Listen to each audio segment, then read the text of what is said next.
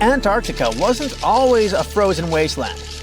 A long time ago, it was full of life, and 56 million years ago, something terrifying stalked its jungles. A giant, flesh-eating bird.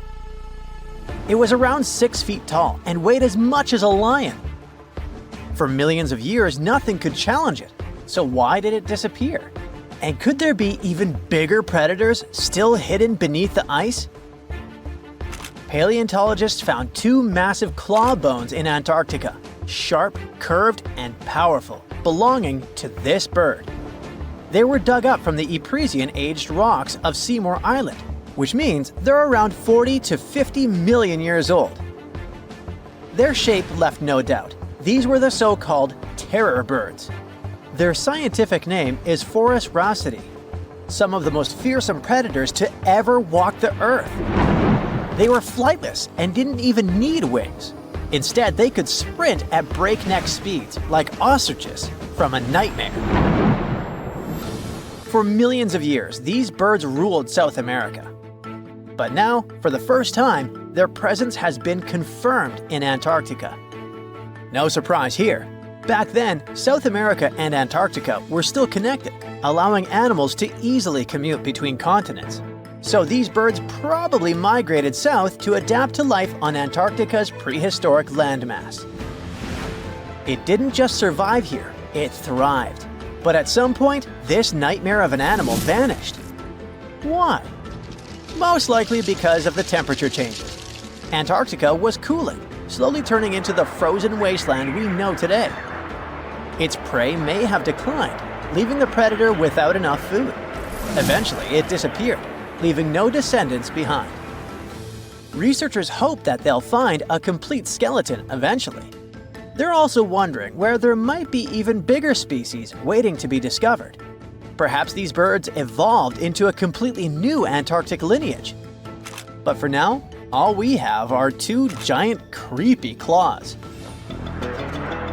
People often think that there are almost no animals or plants in Antarctica. But that's not true at all. Penguins waddle around, and forget the cute tiny ones. Antarctica used to have 6-foot-tall monsters. The emperor penguins are the largest penguin species alive today. They can dive over 1,800 feet deep and hold their breath for over 20 minutes. There were giant ancient penguins around 38 million years ago. They were the size of humans. Fossils show they had long, sharp beaks, making them terrifying hunters of fish and squid. The fish there are also absolutely fascinating. Forget giant squids. Colossal squids are nightmares even bigger. Some reach over 40 feet long with massive, super sharp beaks and eyes the size of dinner plates. Finally, orcas, the apex predators of the Antarctic Ocean. They hunt in packs, working together like a wolf pack of the sea to take down seals, fish, and even massive whales. There are even tiny plants like moss and algae. Antarctic hairgrass and pearlwort. They somehow survive against all odds. There are many other myths going on about Antarctica. For example, some people think that when icebergs break off from glaciers, they immediately start drifting straight into the open ocean until they melt. But the reality is way more chaotic. First, when an iceberg breaks off from a glacier or ice shelf, it has to deal with underwater obstacles. It can stay stuck on the seafloor for decades without moving. Then, they get caught in powerful whirlpools and spin in place for months. One iceberg, a 23A, spent nearly 40 years frozen in place before finally breaking free, only to get caught in a swirling ocean vortex for another 8 months. After that, their paths are influenced by ocean currents, tides, winds, and even underwater topography. They don't just float freely. Their movements are full of literal, unexpected twists. And speaking of glaciers, another strange rumor is that some humans can't travel more than 311 miles inland in Antarctica because of an impassable ice wall, freezing jet fuel, deadly winds, and no oxygen. But this is completely false. Antarctica has been explored by planes, vehicles, and even scientists on foot. There's an entire research station sitting at the South Pole. People live there all year long. The ice wall is real, a massive ice cliff rising above the ocean. But that isn't some secret barrier, it's an ice shelf. These are thick slabs of ice that form when glaciers slowly flow off the land and spread over the ocean. Almost 3/4 of Antarctica's coastline is made up of them, but they don't form some giant ring around the world. Antarctica is one of the most extreme places on Earth, but we've conquered its challenges and we keep learning more about it every year. That's why every year, millions of dollars are poured into keeping research stations running, protecting wildlife, and making sure the people who live there have everything they need. But where does all this money go? Well, Antarctica stations are basically small cities. There's electricity, heating, water purification, food storage, and medical facilities. The biggest station, McMurdo, is basically a town with over 1,000 people in summer. It has everything from a fire station to a gym. The South Pole Station is super deep inland, so it's one of the hardest places to supply. Getting food and fuel there requires airplanes flying thousands of miles in extreme cold. But the internet loves a good mystery. When Google Maps revealed what looked like a massive doorway in Antarctica, conspiracy theorists went wild. People joked about everything from Bigfoot's vacation home to a secret base, or even a Star Trek spaceship hangar hidden in the ice. But there's a way simpler and less exciting explanation. It's actually a grounded iceberg, a chunk of ice that got stuck in shallow water and is now slowly melting. As ice moves across the landscape, it flows around bumps and obstacles, creating odd shapes. The process of melting, breaking apart, and refreezing can carve ice into unexpected forms. Antarctica also has incredibly strong downward-blowing winds that sculpt ice into dramatic formations over time. No secret doorway, unfortunately. And speaking of doors, for years, Ushuaia, Argentina, has been called the gateway to Antarctica, the last stop before the icy continent, the place where expeditions begin. But there's another option. Punta Arenas, Chile. Let's compare them. Ushuaia is closer to Antarctica. It's the top departure point for tourists going on cruises. But no regular flights to Antarctica. No major scientific bases operating from here. It's basically controlled by the military, which refuses to allow private flights, only commercially operated ships. Yes, Punta Arenas is further from Antarctica, but 22 countries and global organizations use it as their main base. There are regular flights to Antarctica happening there every year. Private airlines can actually operate here, making it the real air connection to Antarctica. Ushuaia may have the best location physically, but Punta Arenas actually runs the show. Argentina made a huge error in picking its Antarctic airbase. Instead of setting up a simple, accessible base at sea level, they built Marambio Base, very high, on rough terrain, completely impossible to reach by land. Everything has to be flown in by helicopter, making operations slow, expensive, and frustrating. For 50 years, Argentina stubbornly stuck to this bad decision, while Chile set up efficient, well-planned bases that the world now uses. If things don't change, Ushuaia will be nothing more than a tourist stop. But what's terrifying is that Antarctica seems to be returning to its past. It's supposed to be the coldest place on Earth, but something shocking happened just recently. For the first time in recorded history, temperatures in Antarctica broke 68 degrees Fahrenheit. This continent is buried under miles of ice. Usually, temperatures there can drop to minus 112 degrees. But in the winter of 2020, scientists recorded an insane 69 degrees on Seymour Island, hotter than many places in Europe at that time. Scientists believe there are several reasons for that. First, there are changes in the way heat moves around the planet's waters. Second, melting permafrost due to the planet warming. It looks like the climate is changing faster than expected. In 2011, scientists from Chile found a weird-looking fossil in Antarctica that looked like a squashed football. Almost 10 years later, the rock just sat on a shelf in Chile's National Museum of Natural History with no specific label. It went by The Thing in the museum because it looked like something from a science fiction movie.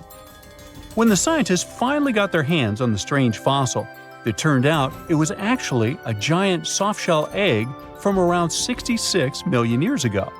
This one is more than 11 inches long and 7 inches wide. A regular chicken egg is just 2.5 inches long, and an ostrich egg is almost 6 inches long for comparison. So, The Thing won the title of the biggest softshell egg ever found and the second largest egg of any animal we know of. The only bigger egg that was ever found was that of the extinct Madagascan elephant bird, which is also 1.5 times as tall as Michael Jordan. The bird, not the egg. The Antarctic egg is also special because it's the first fossil ever found in this part of the world. So, whoever left it there must have been one big creature, probably a giant sea turtle that lived long ago, like a mosasaur.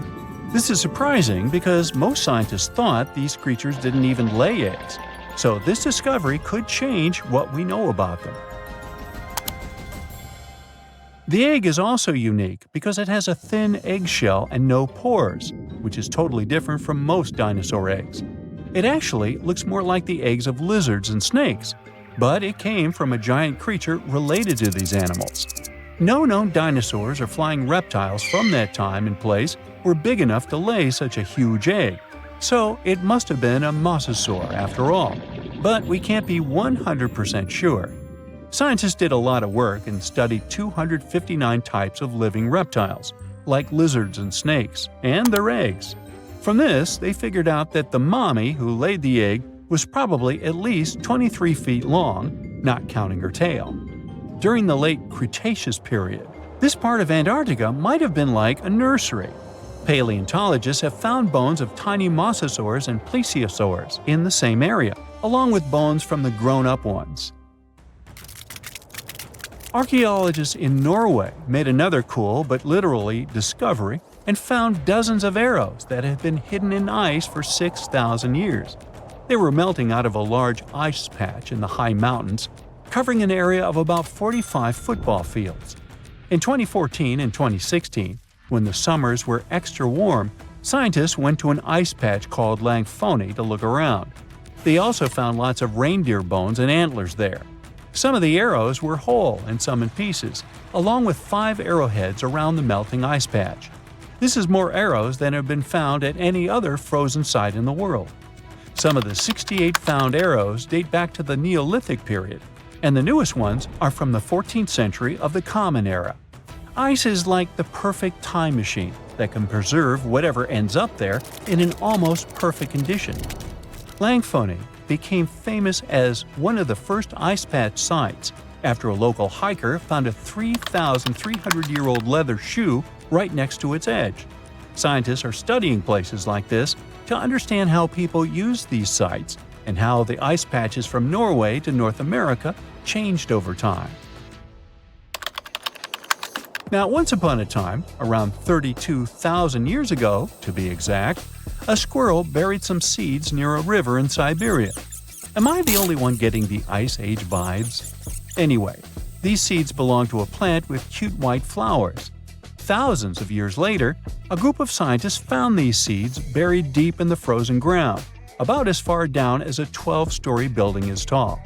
The seeds were surrounded by ice and bones of animals, like mammoths, bison, and woolly rhinoceroses. The mature seeds had been damaged, maybe by some squirrel, but some of the younger seeds still had good plant parts inside them. The scientists carefully took those out and put them in small containers to help them grow. And here comes the coolest part. They were able to grow the plants. Their flowers were shaped a little differently from the flowers of the same plant that grows today. After a year, the Ice Age plant even made new seeds. Based on this, the scientists suggested that permafrost could be a depository for an ancient gene pool, and we could find extinct species there and bring them back to life.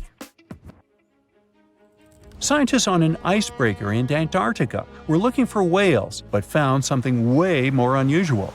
The camera behind the ship, which is as heavy as a car, detected 16 million ice fish nests on the floor of the Weddell Sea. The nests were located about every 10 inches in all directions and covered an area of 93 square miles, which is slightly bigger than the whole of Washington, D.C. The colony even had a distinct border, which was a line in the sand. The scientists were in the area because they were studying a special spot in the ocean where the water was a little warmer than the water around it. In this warmer water, they found tiny animals called zooplankton near the top. When the young ice fish hatch, they swim up to this area to eat the zooplankton before going back down to the seafloor to grow up and have their own offspring. Since there was so much food, it made sense to see ice fish in this warm water. But they didn't expect to find such a huge number of ice fish nests, much more than anyone had ever seen before. New Zealand's Antarctic Heritage Fund found some old photo negatives in a hut in Antarctica. They turned out to be unique images from the Ross Sea Party. It was a famous failed expedition led by Ernest Shackleton. He wanted to become the first person to cross Antarctica by land, from the Weddell Sea to the Ross Sea, passing through the South Pole. But things went wrong when their ship, the Aurora, was blown out to sea. They had to use the hut from another explorer, Captain Robert Falcon Scott. His goal was to be the first person to reach the North Pole, but sadly, he didn't succeed either. The negatives were made of cellulose nitrate and were found stuck together in the small box. The Trust took the negatives back to New Zealand, where they carefully separated them and discovered 22 hidden images. Many of the photos were damaged, but the Trust could still recognize some familiar places around McMurdo Sound, a well-known area in Antarctica. No one knows for sure who took the pictures. In December 2021, some scientists noticed a strange mark on the Larsen Ice Shelf, a giant sheet of ice off the eastern coast of Antarctica. They thought it might be a river flowing under the ice, so they drilled down over 1,600 feet to check it out. They expected to find water, but they didn't expect to see that the water was full of fast-moving creatures called amphipods. The scientists also found that the water in the underground river had unusual layers of currents moving in different directions, which they still don't fully understand. Another surprising thing happened during their research. On December 20th of the same year, a volcano erupted far away in Tonga, and the pressure waves from the eruption were detected all the way down in the ice river in Antarctica. It shows how everything on our planet is connected, even in the most distant places. Antarctica, a snowy world of about minus 46 degrees Fahrenheit, covered in ice for millions of years. But it wasn't always this way. Scientists just found something buried deep beneath the seafloor that shouldn't exist. Tiny golden droplets of amber. This means that Antarctica was once teeming with life and thick with trees. But something happened to it. Something that could reshape the way we see our own future. Antarctica has been a land of howling winds for millions of years. No tree can grow here today. But scientists who studied those lands decided to drill deep beneath the Antarctic surface. They went thousands of feet below the ice, pulling up ancient layers of sediment. And there, trapped in time, they found tiny pieces of golden amber. Amber is basically fossilized tree resin. It's found all over the world, often with perfectly preserved pieces of ancient life. Insects trapped mid-flight, pollen frozen in time. Entire tiny ecosystems can be locked inside golden droplets. In every continent, but not in Antarctica. Until now. They discovered tiny specks from 0.5 to 1 millimeter in size, smaller than a grain of sand, but with huge significance. This droplet had once oozed from the bark of a tree about 90 million years ago. What's even wilder, amber is only produced by certain types of trees, the ones that grow in humid, temperate rainforests and jungles. That's when the realization hit. Antarctica used to be a rainforest. Those tiny flecks of amber, clearly seen only under a microscope, tell us a vivid story of a living and breathing ecosystem. Around 90 million years ago, during the Cretaceous period, when dinosaurs ruled the Earth, Antarctica could have been covered in lush, swampy forests filled with towering conifers, ferns, and ancient plants. Some of the fragments showed signs of damage. That means the trees that produced them had been injured, perhaps by wildfires or parasites. Though despite that, and despite the fact it spent millions of years on the seafloor, this amber was almost perfectly preserved. Solid, transparent, and free of cracks.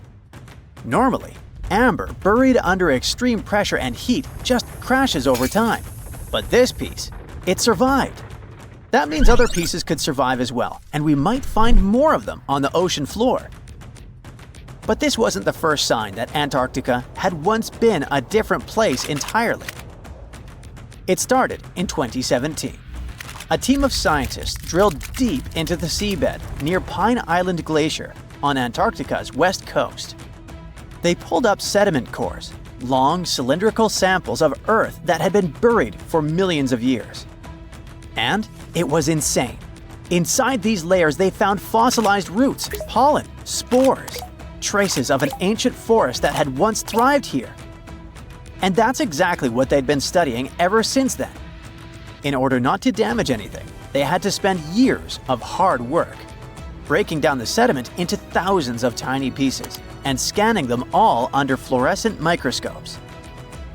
The same team also found another piece of the puzzle back in 2020. They found more sedimentary samples from the ocean floor that pointed to a land of dense trees, rivers, and wetlands. A world that looked more like the Pacific Northwest or New Zealand. But why was Antarctica so warm back then? Well, that's all because of the atmosphere.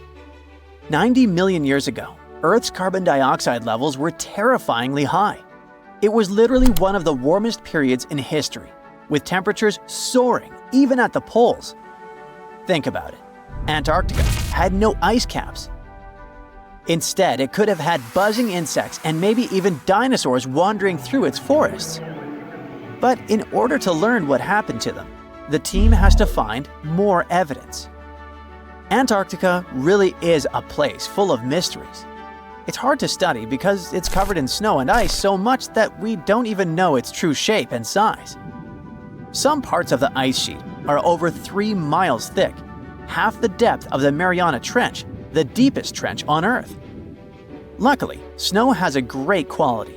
It can freeze things in time perfectly. Layer by layer, year after year, it buries nature's past like a time capsule. Luckily, snow has a great quality. It can freeze things in time perfectly. Layer by layer, year after year, it buries nature's past like a time capsule. At first, fresh snow is soft and shifts easily in the wind, full of air. But as more snow piles on top, it compresses, squeezing out the air pockets and hardening into dense ice. This freezing pressure locks everything inside. It traps ancient plants, animals, and even entire landscapes. And they literally get frozen in time, because the extreme cold slows down decay. It stops bacteria growth, preventing rot, and keeping things almost perfectly intact for thousands, sometimes even millions of years. That's exactly what's going on in Antarctica. Scientists have to literally scan it all the way down this snow in order to find what this place looked like millions of years ago. What they found is an entire lost world buried under miles of ice. It was beneath the thickest ice of East Antarctica, near the Aurora and Schmidt subglacial basins. The weight of the ice has been so immense for so long that it actually protected the land from erosion. Scientists call it the ghost of Antarctica's landscape, and it's nothing like the smooth, flat wasteland seen from above. They found rivers that once flowed freely, now frozen in place, valleys carved by water, even 3 massive, sharply peaked hills. But what are they? To understand that, we need to go even further back in time, to the era when Antarctica was still part of a lost supercontinent. Hundreds of millions of years ago, the land we now call Antarctica was part of Gondwana, an enormous supercontinent that included South America, Africa, India, Australia, and Antarctica all fused together. But as Earth's tectonic plates slowly drifted apart, Gondwana broke into pieces. Antarctica was ripped apart, its land stretched and fractured. The massive ice sheets that formed later covered these broken landmasses, preserving them like frozen fossils. As the ice shifted and melted over time, valleys formed, and ancient rivers likely carried water toward a coast that was hundreds of miles away from where it is now. But that's not the only thing Antarctica has hidden. If you stripped away the ice, you wouldn't see a smooth, empty continent. You'd see a super dramatic landscape, towering mountains, deep valleys, even fiery volcanoes. In West Antarctica, at least 138 volcanoes are buried under the ice. One of them, Mount Erebus, is still active. And inside, it has warm volcanic caves where you could walk in a t-shirt. Oh, and if it wasn't weird enough, Erebus is also spewing out gold. Yep, the actual tiny specks of gold from deep within the Earth. Scientists believe this happens because magma, the superheated semi-molten rock beneath the Earth's surface, carries liquid gold with it as it rises. Every single day, Erebus releases about 0.2 pounds of it. That's worth around $6,000 per day. In a year, that adds up to 64 pounds, or more than $2 million, floating into the sky. Unfortunately, before we grab shovels, we gotta remember that those are just microscopic particles. They're often smaller than 60 micrometers, thinner than a human hair. Not even mentioning that they're scattered around up to 620 miles away from the volcano itself. Finding them is nearly impossible. But that just shows that even in such a harsh place that looks just like a white desert, there are still many fascinating mysteries to discover. For example, somehow, life still clings there. In 2017, scientists drilled deep beneath the ice of the Ross Ice Shelf looking for water. But they found something fantastic instead. A river hidden beneath 1,640 feet of ice, running through the dark. And inside it, hundreds of tiny shrimp-like creatures. They swarmed around the camera, blocking the lens, welcoming the scientists. In deep caves beneath the ice, DNA evidence has also shown traces of moss, algae, and possibly even unknown tiny animals. So, turns out, even in one of the harshest places on Earth, life finds a way. And who knows what else we'll discover in the South Pole?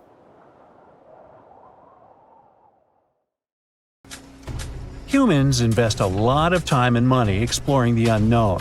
First outer space, then the ocean floor. But there's another frontier we're trying to conquer. Scientists call it the deep frontier. I'm talking about how far down to the Earth's core we've made it so far. During the 60s, humans tried digging the deepest man-made hole on Earth.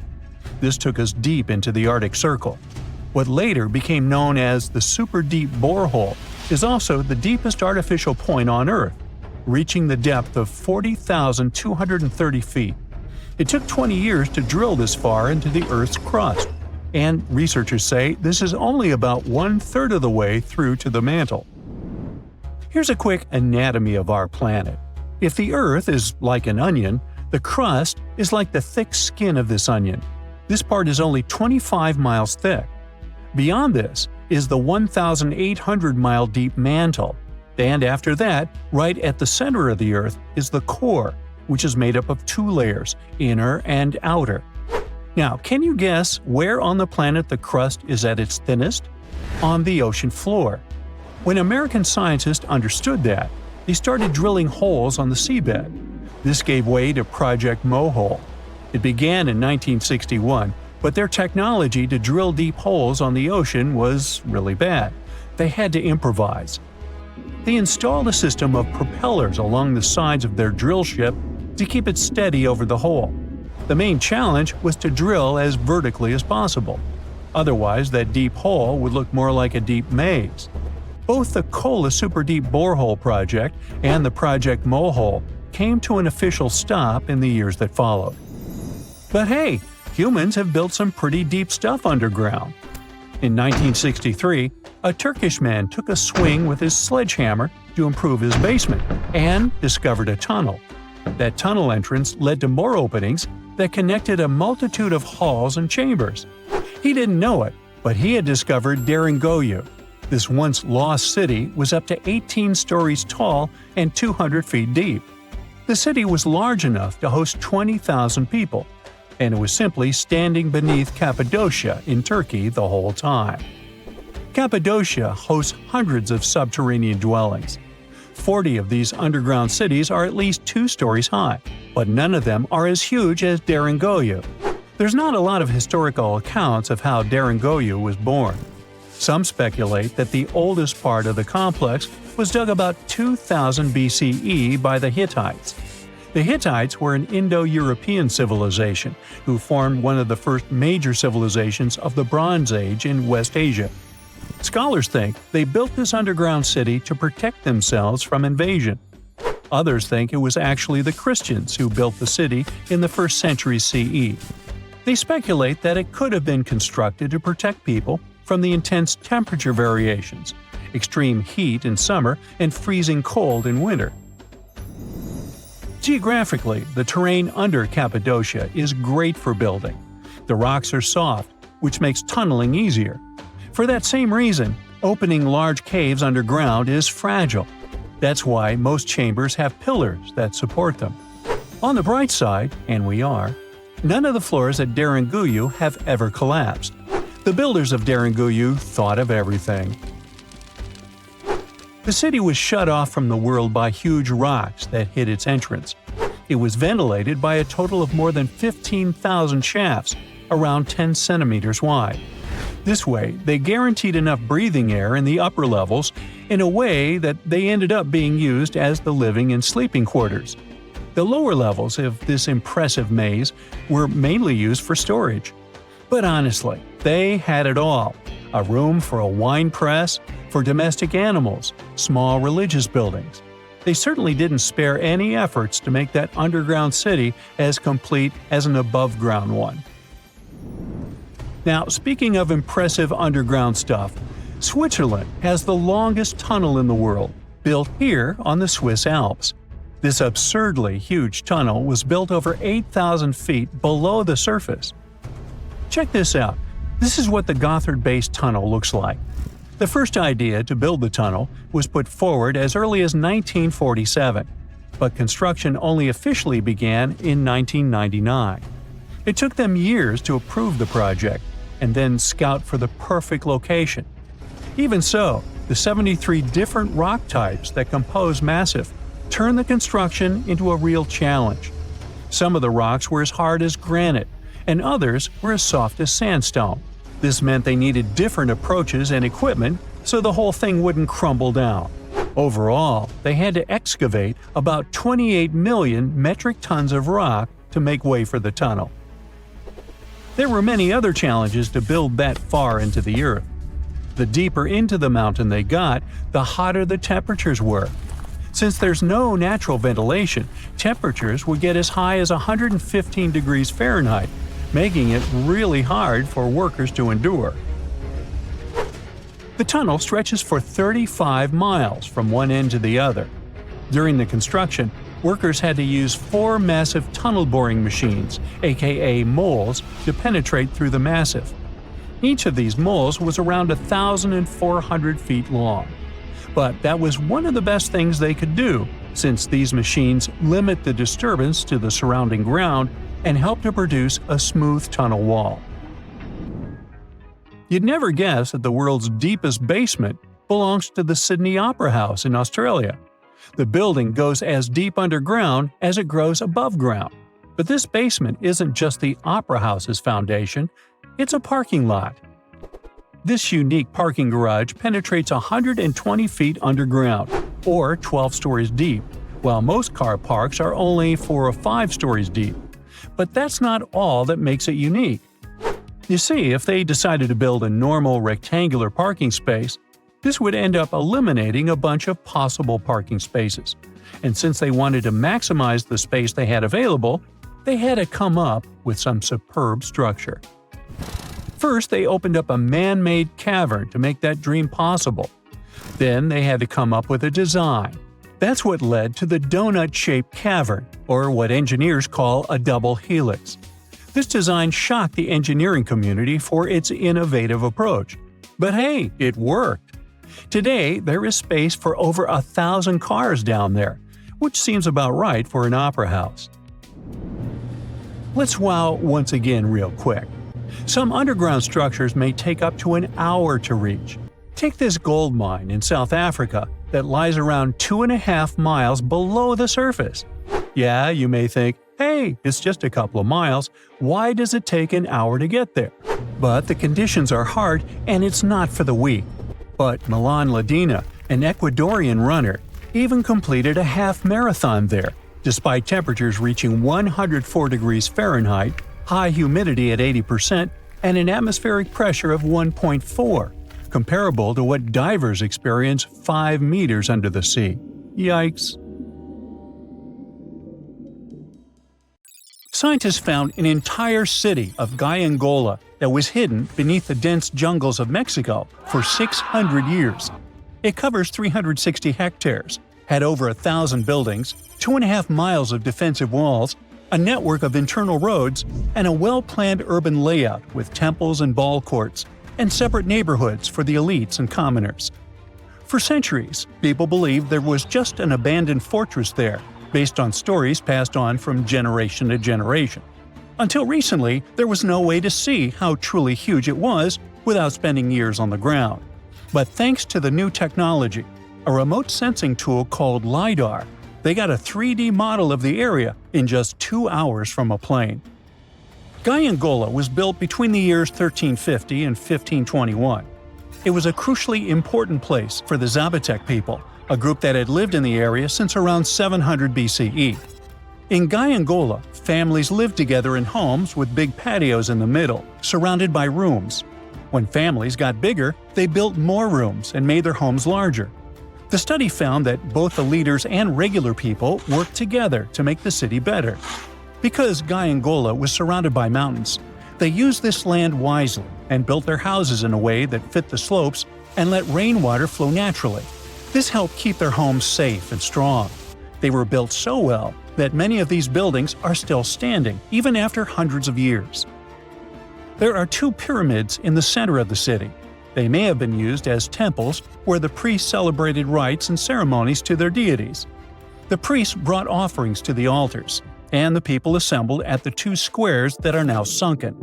Then, there is also a palace with 64 rooms, some of them with circular columns on several sloped terraces. There are patios with many stairways all connected to each other.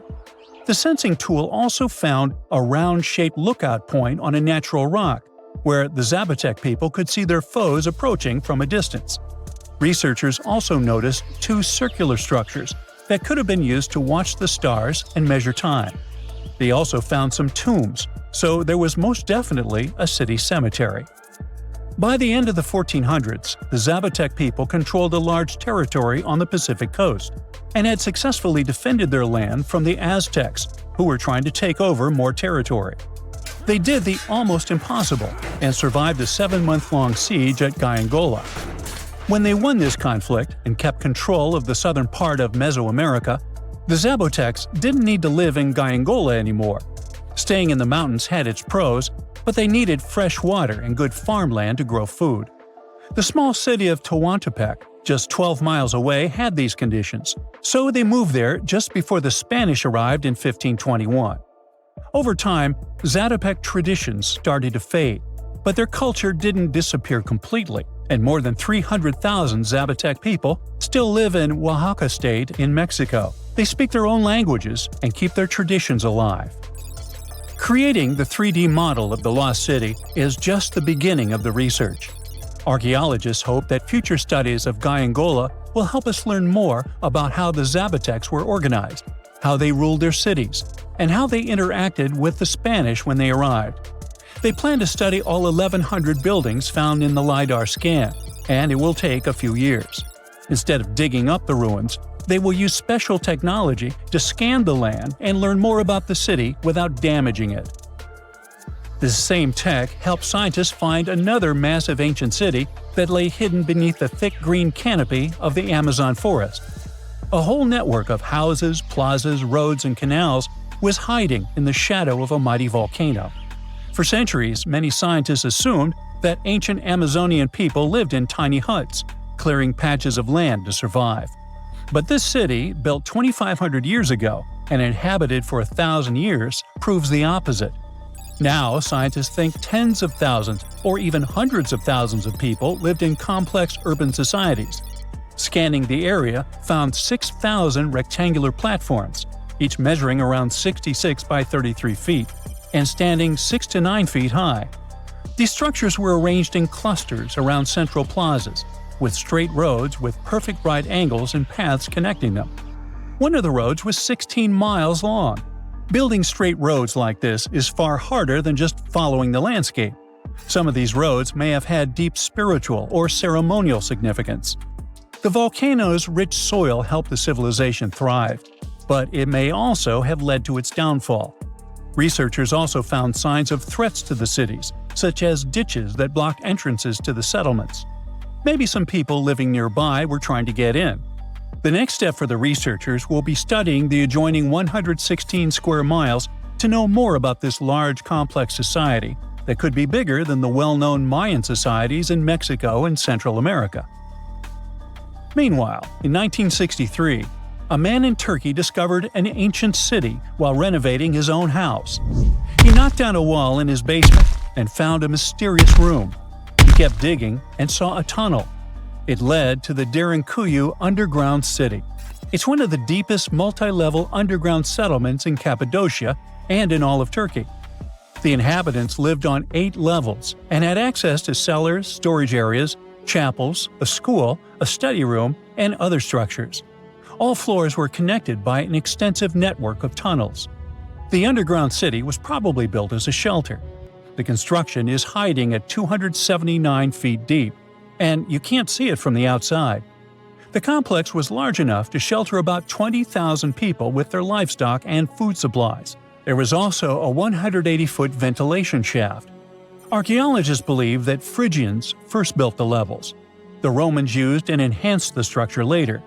The golden time of Derinkuyu was during the Byzantine era.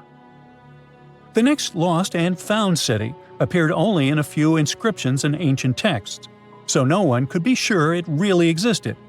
Scientists searched the majority of the coast of Egypt until one archaeologist and his team detected a colossal face looking at them from under the water. The ancient city of Thonis Heraklion was discovered completely submerged 4 miles off Alexandria's coast.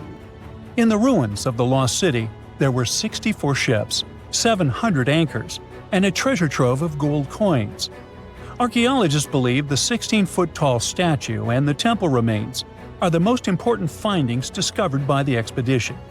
Back then, the city had ceremonies and celebrations that took place in the Temple of Ammon. The ruins and artifacts were made from granite and diorite, so they were in good condition even after having been in contact with water for centuries. They give people a glimpse into what life was like 2,300 years ago in one of the most important trade ports of the world. The city had a network of canals, sort of like an ancient Egyptian Venice. The canals linked many separate harbors and anchorages.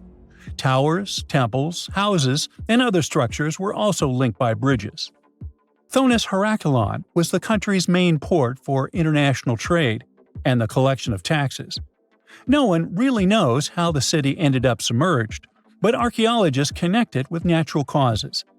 At the end of the 2nd century BCE, most probably after a flood, it got covered with water. Then Alexandria, the city founded by Alexander the Great, became more glorious than Heraklion.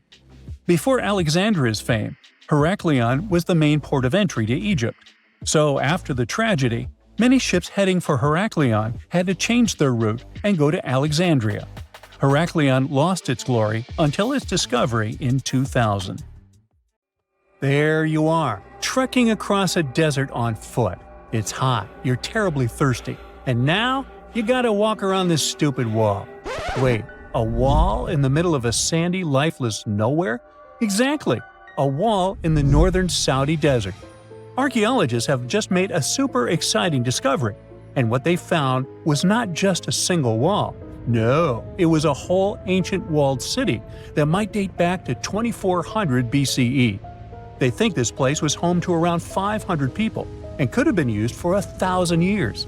This discovery is groundbreaking. It means that the area could have been way more advanced than anyone expected. The city was well organized, with different zones for living, towers and strong walls for protection, and different sections for all kinds of daily life. This ancient city, now called Al-Natah, was basically an oasis town, and it's great since it can give us a peek into what life might have been like in this desert thousands of years ago. Apparently, they had clearly separated areas, like residential sections, a cemetery, farmland, and even a town center. This oasis city, found in the Khaybar area, is the first big organized settlement from the 2nd or 3rd millennium BCE that researchers have uncovered in northwestern Arabia. The first surveys show that this town, which covered about 6 acres, had several districts, including the residential area, the cemetery, and the legal one, with courts. The houses were set up in neat rows, all connected by small roads. Those streets kept the residential area separate from the rest of the town.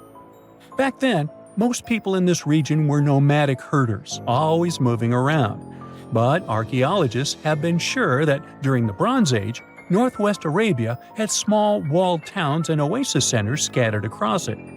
These connected oasis towns were unique, offering secure places for people to live, store goods, and trade.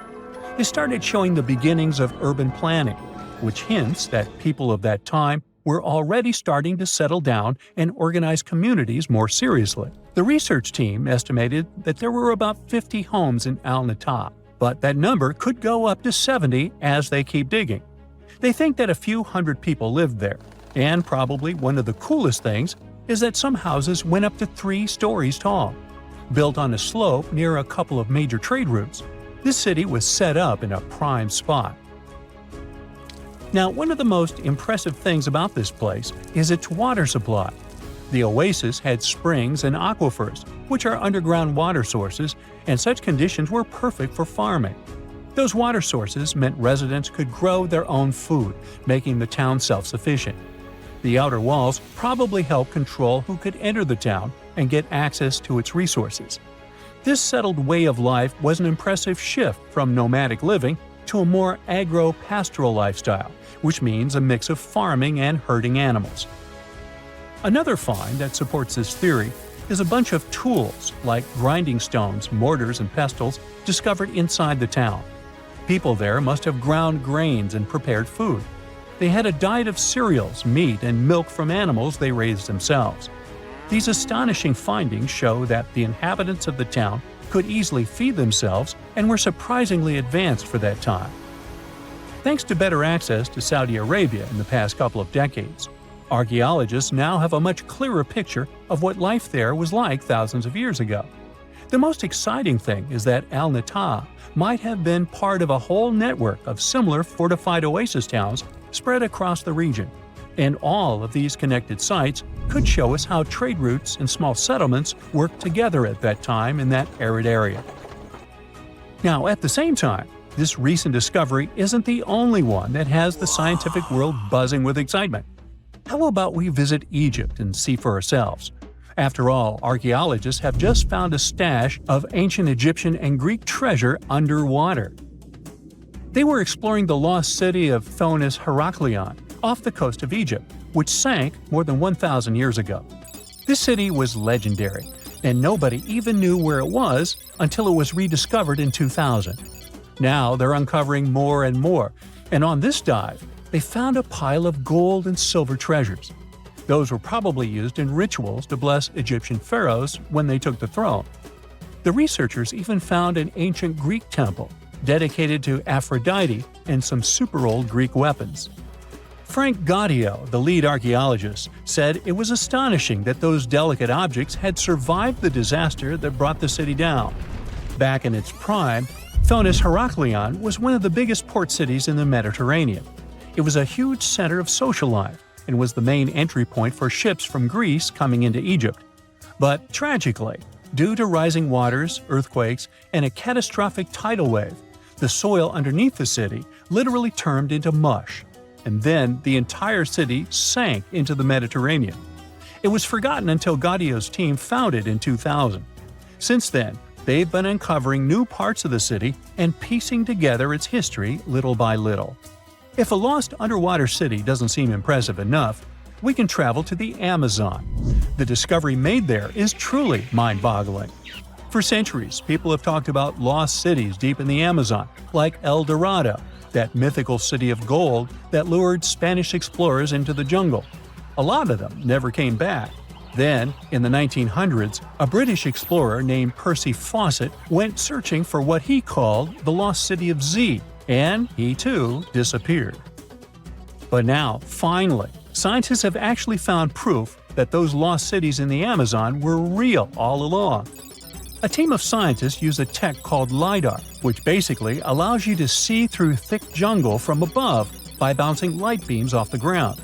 They flew over the jungle in Bolivia in a helicopter about 650 feet up and mapped out those hidden ancient cities. What they found were ruins of a huge urban settlement built by the Kasarabi people who lived there from 500 to 1400 CE. And it wasn't just a couple of buildings here and there. No, the LiDAR maps revealed massive urban centers, pyramids, platforms, roads, canals, and causeways, all carefully laid out. Turns out the Amazon wasn't just an untouched jungle. It was once home to big, complex cities. A scientist from the German Archaeological Institute explained that Europeans had long ignored the possibility of ancient Amazonian cities, but the LiDAR maps showed they were wrong. The new maps have revealed 26 sites, including 11 that no one even knew existed. Researchers have discovered two main city sites, Landivar and Kotoka. They had massive moat causeways stretching out like spokes on a wheel, linking the main cities with smaller surrounding settlements. Some of the canals even connected the cities to rivers and a big lake, which allowed water to flow through the area. Over the years, scientists found scattered ruins all over this region, but the thick jungle made it nearly impossible to connect the dots and see if or how they were related. With LiDAR, the whole layout came to life, showing that those sites were part of a much larger organized urban system. It's now also clear that the sites had a greater meaning, since everything is lined up in a way that could be symbolic of the spiritual beliefs of the inhabitants. The Kasarabi culture isn't as famous as the Maya, but they had a thriving society in an area that faced huge challenges, like yearly flooding. And although the nearby Andes had their own monumental sites, the Kasarabi were doing something absolutely unique. They even had reservoirs to store water, which suggests they might have been dealing with occasional droughts, which is pretty unusual for the Amazon. Actually, those terrible droughts could be why the Kasarabi eventually left their cities around 1400 CE. In 1936, British Egyptologist Walter Bryan Emery found a small object in the desert that made people debate whether it was an elaborate stone model of a flying saucer or even a hyperdrive from a spaceship that belonged to some advanced civilization that visited the Earth. Emery spent years excavating sites along the Nile River Valley, especially in the huge ancient necropolis of Saqqara. He found countless treasures from ancient Egypt, and the most bizarre one was definitely from the tomb of a high official, Sabu. Historians don't know exactly who he was for sure. Some sources say he was a king's son. His burial at Saqqara means he was an important figure in the royal court. There are no records from this early period he lived in, so Sabu's role and fate are still a mystery. Inside his tomb, scientists found 7 funerary chambers, each filled with traditional grave goods, animal bones, flint tools, pottery, ivory objects, and stone bowls. And then there was a strange, broken artifact that became famous as the Disc of Sabu. It resembles a shallow, round-bottomed bowl, but with 3 delicately carved, curved lobes spaced roughly 120 degrees apart around its perimeter. These lobes are separated by 3 holes, and at the center, there's a thin tube. The material used to build the disc is meta-siltstone, or schist. This type of rock is fragile, highly porous, and super difficult to carve. It flakes easily and crumbles under pressure. So how they made the disc out of it with rather simple stone and copper tools from 3000 BCE is still a mystery. The next big question is why they decided to bury Sabu with it. Perhaps if we knew its true purpose, it would make more sense. When it was first discovered, archaeologists thought it was nothing more than a vase, an incense burner, or a ceremonial decoration. But those who took a closer look from the point of view of an engineer decided it could actually be a component of a larger mechanism. An amateur historian made an exact copy of the artifact with a 3D printer, and it turned out that the Disc of Sabu was an ancient impeller, a crucial part of a centrifugal pump. When they put it in a housing and span at high speeds using the small central shaft, the disc was able to displace water. When it was tested without a housing, the disc created a powerful vortex. It became clear that the curved lobes and slightly concave shape of the disc weren't random. It was probably all engineered to move water with remarkable efficiency, like a powerful pump mechanism. Ancient Egypt's entire civilization depended on irrigation. Later dynasties perfected basin irrigation and managed to control the rise and fall of the Nile to take the most from agriculture. So, the engineers of the first dynasty may have been experimenting with advanced irrigation techniques thousands of years earlier than scientists previously thought. But then again, some people have doubts schist is strong enough to be used for a pumping mechanism. They suggest that artisans from Egypt's first dynasty were trying to recreate an even older object, using whatever tools and materials they had. It could be a stone replica of something originally made from metal, possibly belonging to a civilization far older and more advanced than ancient Egypt itself. One Swiss author takes this idea even further and proposes that the disc is a copy of a component from an extraterrestrial spaceship's hyperdrive, or stone model of a flying saucer. One French researcher believes the disc of Sabu was part of a secret massive factory system to manufacture sodium carbonate inside pyramids. Some people suggest that the disc may have been a primitive tool for weaving ropes. The lobes held strands of silk or fiber that were twisted into twine when it was spun. Or it may have been a gigantic lamp. Another historical mystery is a map from 1513 that is believed to be the oldest surviving detailed map showing the Americas.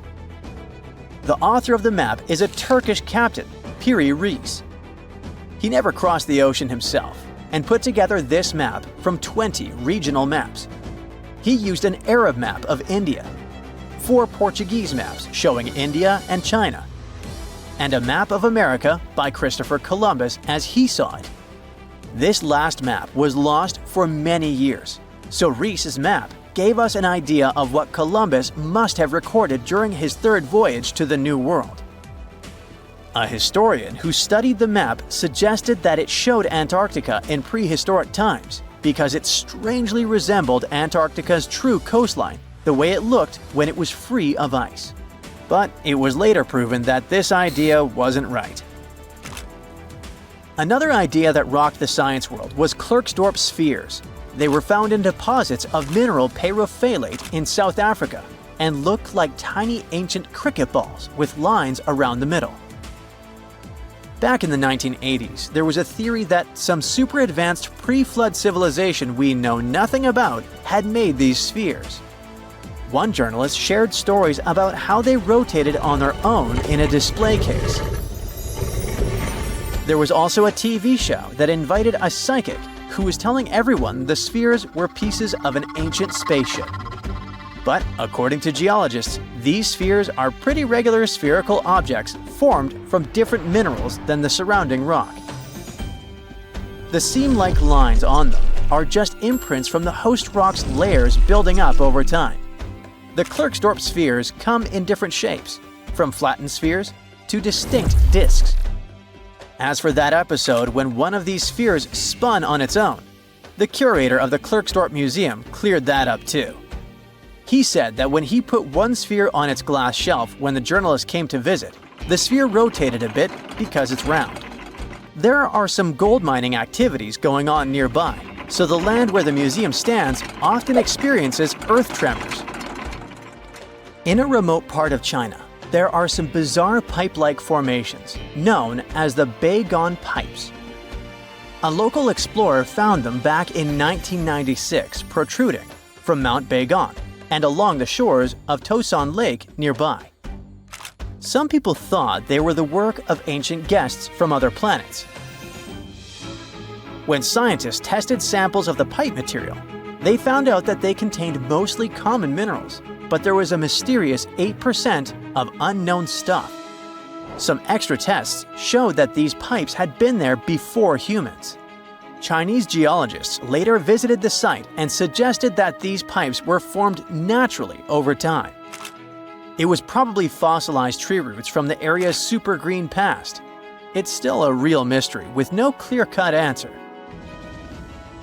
While digging a trench along a river in Romania, workers found a wedge, which is now famous as the aluminum wedge of Ajud, or the object of Ajud. Right next to it, there were some mastodon bones. Those distant relatives of elephants lived 11,000 years ago. So some people concluded the wedge is of the same age. The cool part is that it's made of aluminum, but this metal wasn't discovered until the 1800s. This material requires serious heat to produce. The wedge is said to be covered in a thick layer of oxide that's been sitting there for hundreds of years. Some folks believe this wedge must have crash-landed here on a spacecraft from some other planet. Some scientists think it's all a hoax, and others suppose it might be a human-made object with an unknown purpose. They say this place is swarming with money. It's been stored there for centuries, but no one managed to take it away from this island. Treasure hunters have been bewitched with this place since 1795. Many people have tried their luck looking for the treasure that could be hidden there by the Spanish pirates or even by the Knights Templar. But today, it's impossible to get there, as it's a private place, so all you can do is book an ocean tour around this island. Otherwise, you can take a peek at it in a TV reality show starring the Legina brothers, Rick and Marty, who are a team of enthusiasts looking for the treasures of Oak Island in Nova Scotia, Canada. Yeah, seems like there's no place where TV producers can't get to. One of the most famous discoveries out there was the so-called Money Pit. Despite the promising name, it wasn't full of money. Now we have to jump to 200 years ago. The Money Pit was first found by a 16-year-old kid in 1795. One day, Daniel McGuinness went fishing at Oak Island. He saw a tree there. Unsurprisingly, it was an oak, and it had weird markings. They didn't seem to be natural, so Daniel decided to check the area. He then saw a sunken patch of ground and started digging immediately. His two friends helped him out, but instead of treasures, the guys only found logs placed underground at regular intervals. It looked like a place where someone could hide money or jewels, but nothing precious was found. However, there was something curious down that pit. Someone found a granite stone there, and it had an engraved inscription on it. There were many attempts to decode it, but most of them ended up in failure. There's one translation though, and it says, 40 feet below, 2 million pounds are buried. Yeah, McGuinness and his friends should have dug harder. The next fun thing about the Money Pit is the coconut fiber found down there. They say that large amounts of this fiber were found at a depth of 60 feet. It may not surprise you, but I have to remind you of one thing. Oak Island is in Nova Scotia, Canada. Coconut trees do not grow there. The nearest one is about 1,500 miles from Nova Scotia, which makes it obvious that someone brought this fiber purposefully. Researchers came up with an idea that coconut fiber could have been used to make ropes and lower all the treasures down the pit. Next up, we have not one, but two mysteries. In the late 1800s, the Oak Island Treasure Company was thoroughly inspecting and excavating the island. Everyone believed something enormous was hidden there. These guys managed to drill 153 feet underground. That's like 15 stop signs stacked one on top of the other. You might have guessed that they didn't find pounds of gold and diamonds, but they found a manuscript. There's a theory claiming that it's one of Shakespeare's lost manuscripts. Some scientists believe that it was hidden there by the writer and scientist Francis Bacon, the true author of Shakespeare's works. Yeah, rumor has it was Francis and not William who wrote all the plays and sonnets. But there's no proof it was really so. The Money Pit may be the most popular shaft on Oak Island, but it's not the only one, and it's not the first. Before the Money Pit discovery, treasure hunters were drilling at Smith's Cove. While damming there, they found a wooden piece. It was a U-shaped formation that had Roman numerals. After a more thorough inspection, the specialists realized it was supposedly dated to 1769. The Money Pit was discovered 26 years later. This fact created many speculations that this structure might have been part of the real shaft with treasures everyone was looking for. Now, look at this Templar coin. It wasn't the first discovery on the island, but it was crucial in some way. Even if it may not sound like a big deal today, in medieval times, those coins would amass an insane amount of wealth. They were typically stored in European fortresses. For the treasure hunters, this coin was a sure sign there was more to be found on the island. The logic is simple. If there's one coin of that kind, there must be something else. And they were right. It wasn't the only Templar discovery. On the southwest shore of the island, a crossbow bolt was found. Experts say it dates back to the 13th century. But, once again, that wasn't something the treasure hunters were after. Some more coins were found on the island. Rick and Marty Legina retrieved this precious piece from a swamp. The coin is made of copper, and this time, it originated from Spain.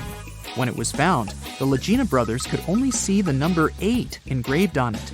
But later on, some experts studied this coin and claimed it was made sometime around the 17th century. They managed to clean it well and saw the date 1652 engraved on the back of this coin. There's a theory stating that Spanish explorers found some treasure but hid it instead of taking it to the king. So maybe this coin just dropped out of the chest full of coins and jewels and is part of the treasure everyone was after. Or someone could have accidentally lost it while looking for the treasure. Who knows? One more famous treasure hunter is Gary Drayton. Gary and his team, together with Rick Legina, came across 2 coins while metal detecting the island. Those were 17th century King Charles II Britannia coins. One of them had a very clear inscription on it, stating that the coin was minted back in 1771. Another swamp treasure of possibly Spanish origin is also here. This time, it's a silver ring. A specialist studied it closely and reported that it had been repaired twice. The ring was once made bigger, and it was also made smaller once. It's decorated with a floral design, which was popular in Europe in the 1730s. Among all the other curious things, Rick and Marty Legina found a silver button at Isaac Point. The button's pretty old. It supposedly dates back to the middle of the 18th century, and the notorious Money Pit was discovered later. This is why it wasn't a big deal of a find. It could simply belong to some farmer peacefully raising livestock on the island. There's no official record of any chest full of gems and coins found on Oak Island, but enthusiasts did find some jewels there. First off, the team found a brooch with a magnificent red gem. They mistakenly thought it was a ruby, but a professional gemologist stated it was a garnet. The piece was made of silver, and it's pretty old.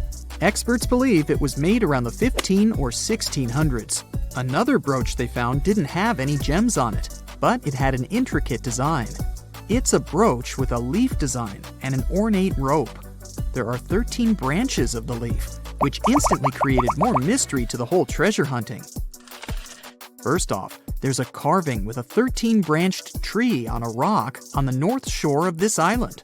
What's more, many people believe that the number 13 is important to the Knights Templar. The enthusiasts also found a brooch not far away from the place where Daniel McGinnis, the guy who found the money pit, lived. The brooch was shown to a professional gemologist, Charles Luton Brain. He had to break it to the team that there were no gems adorning this piece of jewelry. In fact, the stone that seemed to be a gem was just a piece of glass.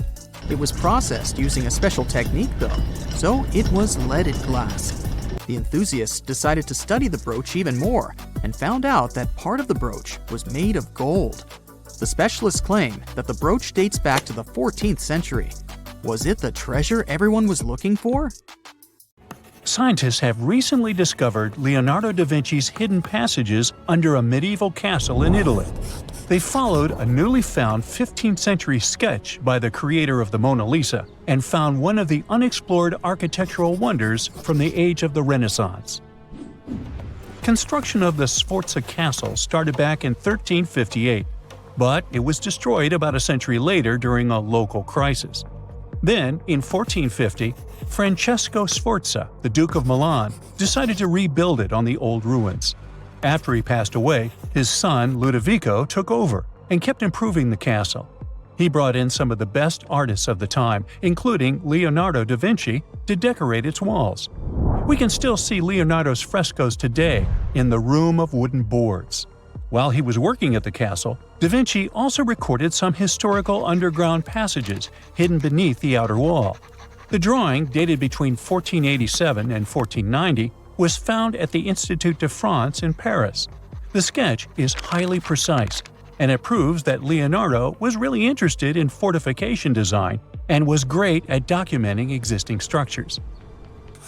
Historical records show that Ludovico ordered the building of an underground passageway that led straight to a basilica, where his wife was buried.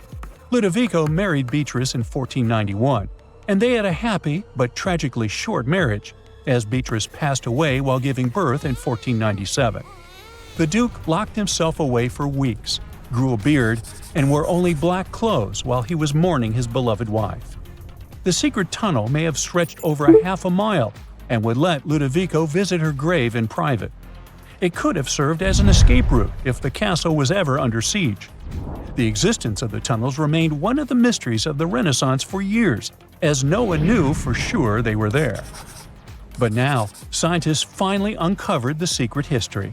They used a combination of ground-penetrating radar and laser scanning to build up an accurate 3D model of all the structures under the castle. They found the tunnels da Vinci alluded to in his drawings, and it looks like they may have only been a small part of a whole system of historical underground passages. The goal is to create a complete digital twin of the castle that will not only show all the preserved constructions, but also the ancient ones that are no longer visible. They also plan to add augmented reality to the virtual paths to let visitors discover Leonardo da Vinci's hidden passages. Now, we don't know if the genius actually took part in constructing the hidden passages that scientists recently discovered, but we do know about some other Leonardo da Vinci inventions.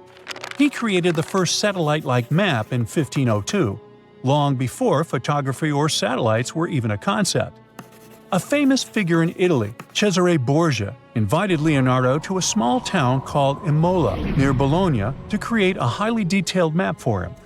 Back then, maps were not very precise, as no one had figured out how to show exact distances on a smaller scale. Instead, people spent a lot of time decorating them with dragons, roses, fancy castles, mountain ranges, flowers, and other artistic details. These maps look more like beautiful paintings meant to be displayed, rather than practical tools for navigation.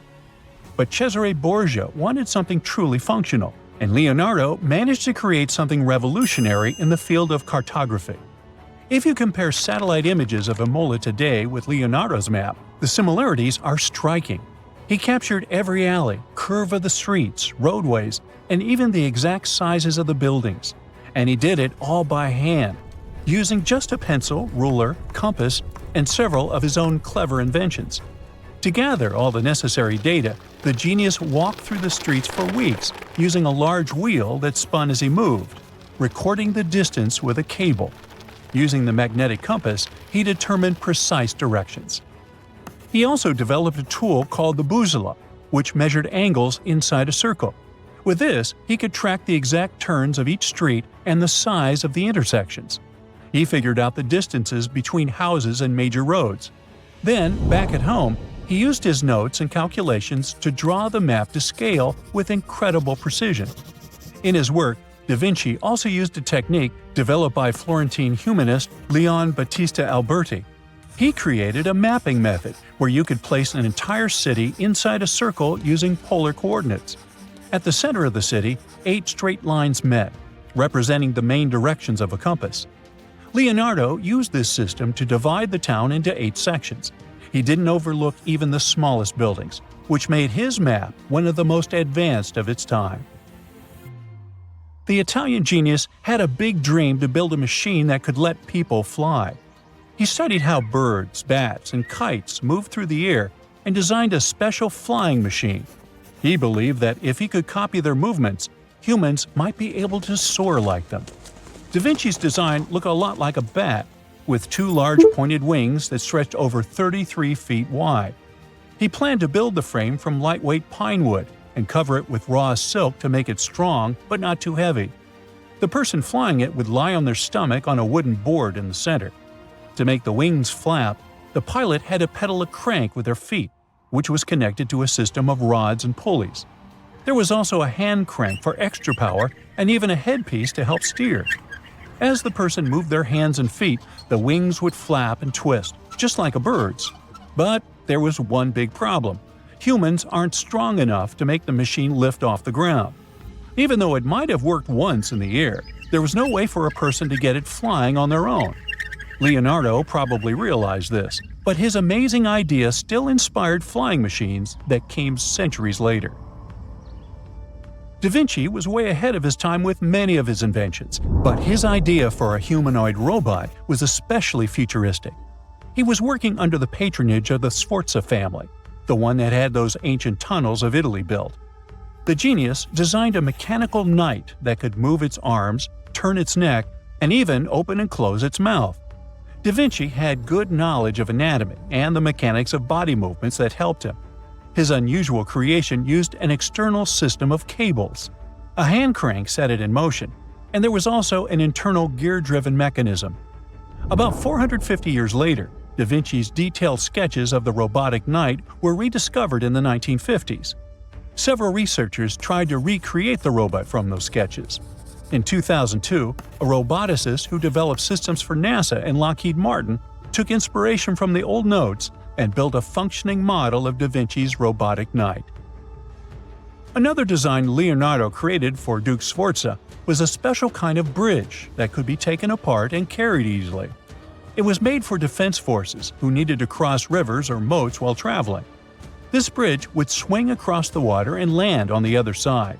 It had wheels and used a rope and pulley system, so it could be set up quickly and packed away just as fast. To keep it steady, it even had a special weight to help balance it. Leonardo wrote in his notes that the bridge was light yet strong, and he designed several bridges like this for the Duke. One of his other designs was a bridge that could be built very quickly, and the defense forces would move across multiple rivers. As scientists continued to study Leonardo da Vinci's hidden passages, they reveal new chapters in human history. Who knows what other unexplored architectural structures they will find? Okay, what if I tell you that the extraterrestrials we all imagine as little green men may actually look like very normal Earthlings and chill in Europe? This is the Iberian Peninsula, and people living there are under suspicion. Ooh. Here's the reason.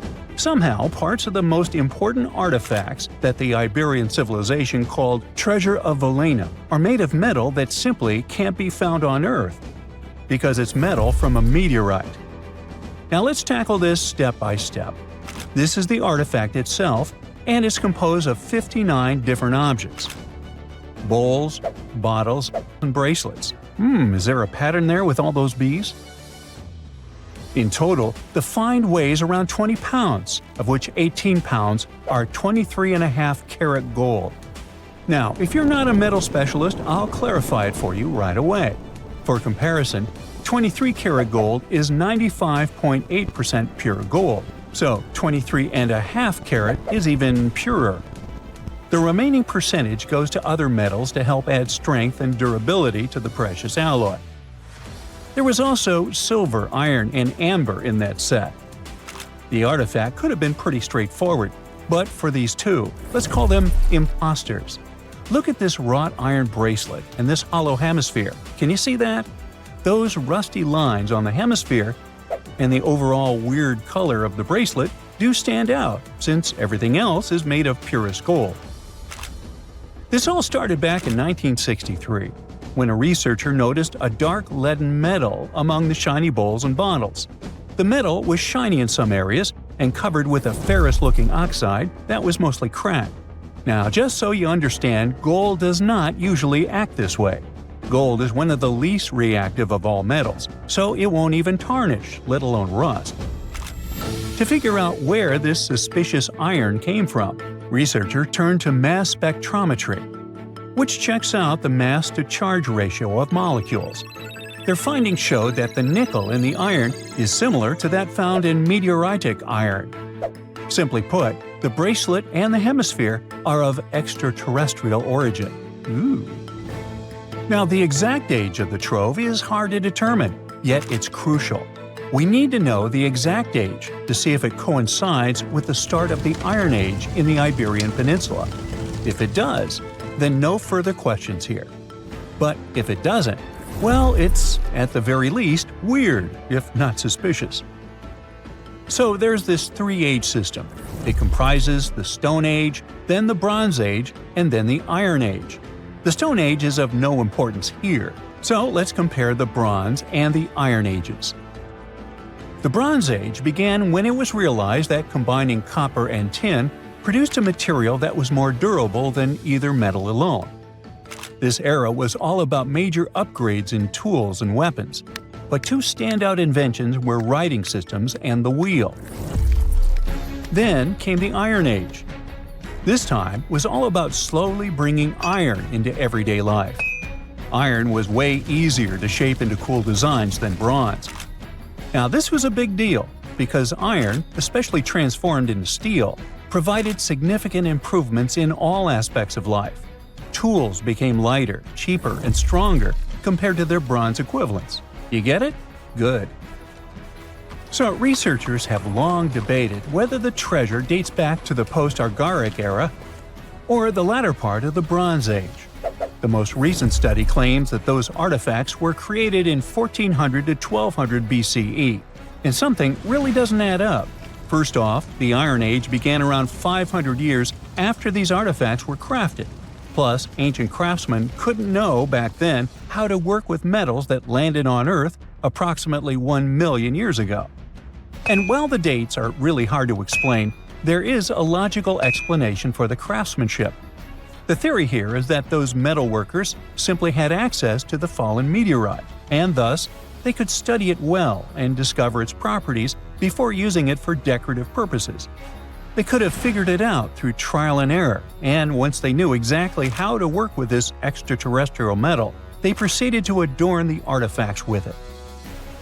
Plus, there were the Phoenicians, who contributed to their craftsmanship. Now, it's true that the Iberian people have been processing metal and making pottery long before the Phoenicians settled on the peninsula.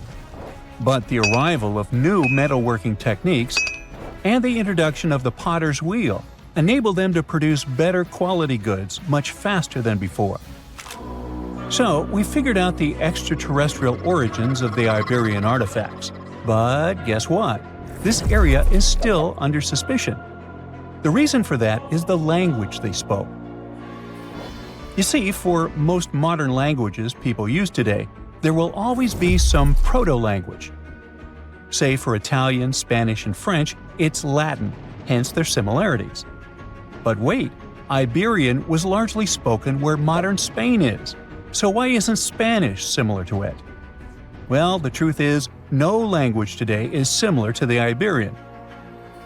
Maybe only the Basque language, but it's because of some similarities found in their numerical systems.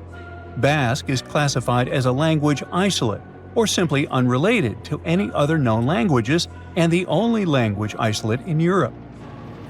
The Iberian language is unclassified. While the scripts written in it have been deciphered to various extents, the language itself remains largely unknown. And look at the alphabet the Iberians had. Looks like it doesn't really belong to our planet. But hold up, this one might be a bit of a stretch.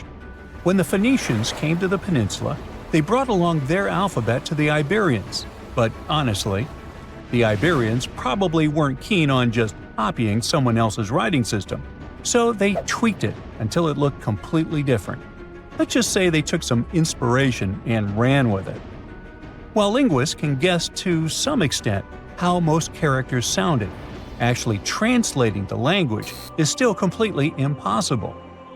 The Iberian language was non-Indo-European and faded away over 2,000 years ago. And there aren't any similar languages left to help us out. Super frustrating, right? Yeah. We got over 2,000 Iberian inscriptions from tombs, coins, potteries, lead plates, and even cave wall carvings. But aside from a handful of words, we're totally in the dark about what they mean. Now, if we could understand their language, we might have learned that they were great thinkers and all, but we can only contemplate the works of art they left. Iberian culture has a lot of amazing stuff made by talented artisans. We're talking about not just metalwork and ceramics, but also detailed sculptures, textiles, jewelry, and other personal bling. But here's the catch. Making all those luxury items depended a lot on a big farming class. At the heart of Iberian society, most folks were involved in farming and taking care of livestock. Depending on where you were, the types of farming varied.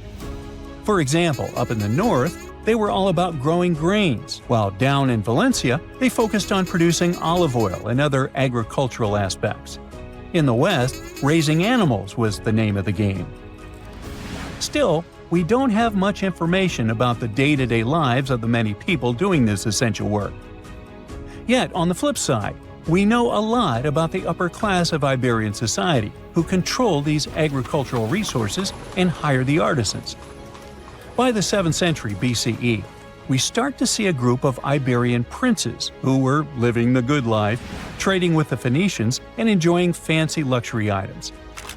You can spot this elite class in their burial practices. Cremation was the go-to method for funerals among the Iberians, and wealthy individuals were often found in cemeteries with all sorts of lavish goods and funerary sculptures that give us a peek into the fashion and hairstyles of the rich.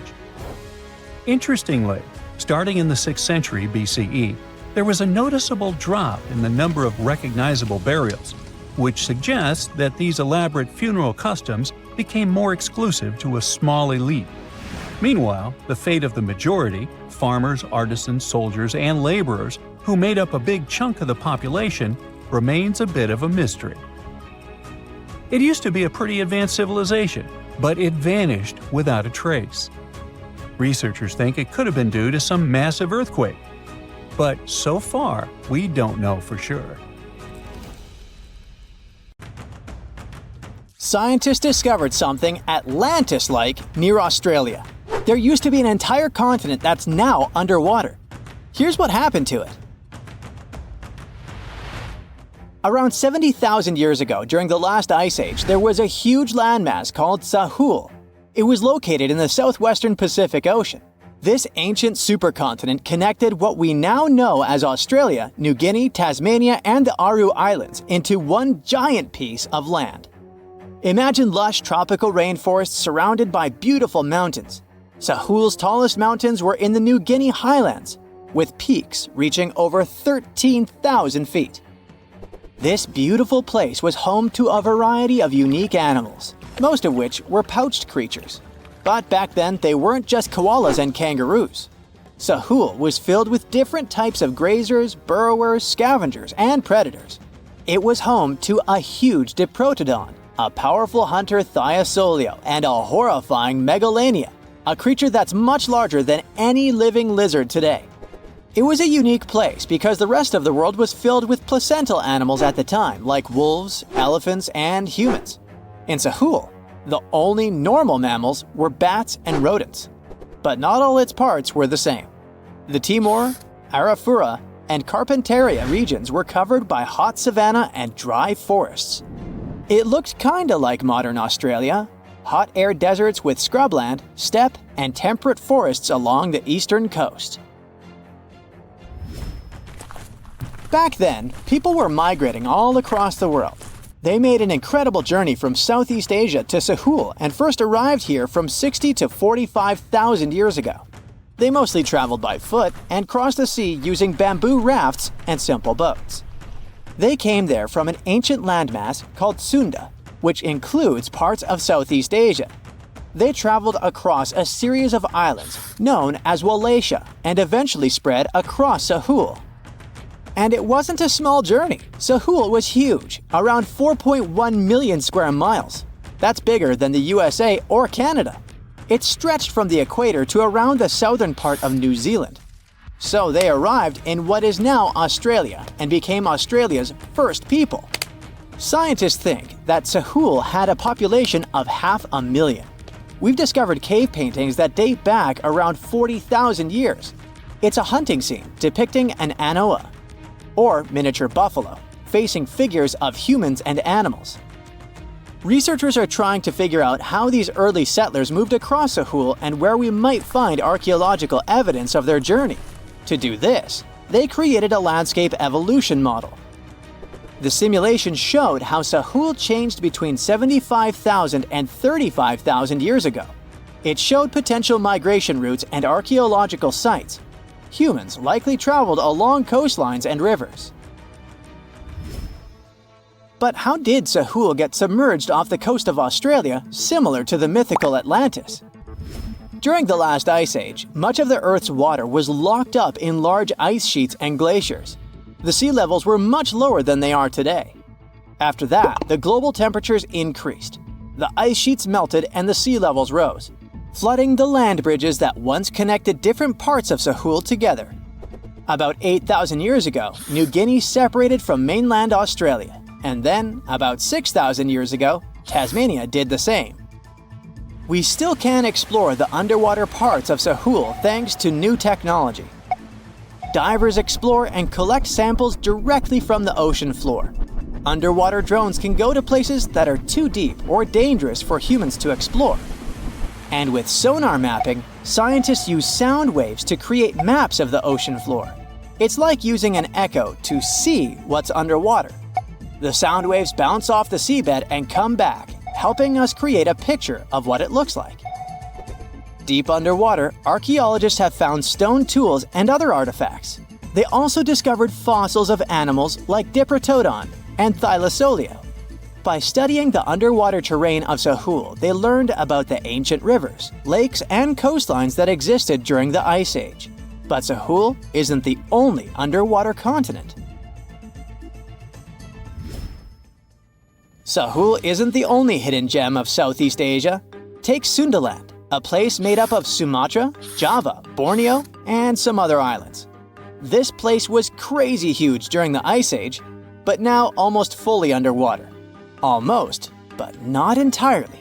The parts above the ocean are teeming with life. If you like birds, check this place out. It has almost a fifth of the world's bird species. You can spot colorful birds like the Java hawk eagle and the Bali starling among the lush forests. It's also a home to a fourth of Earth's fish species. Sundaland's waters are a haven for marine life, even the most exotic animals like the Asian arowanas. It's also a treasure trove of flowers. That's where you can find Rafflesia and Titan aurum, the world's largest flowers. This makes it very similar to Zealandia. Zealandia is a long, narrow piece of land about half the size of Australia. It broke from Antarctica about 100 million years ago. Just like Sundaland, it isn't fully underwater. 7% of it stayed above sea level. This sticking out little piece is what we now call New Zealand, along with Stewart Island and some smaller islands. These pieces of Zealandia are lush and warm. They're packed with volcanoes, mountain ranges, beautiful natural geysers, and hot springs.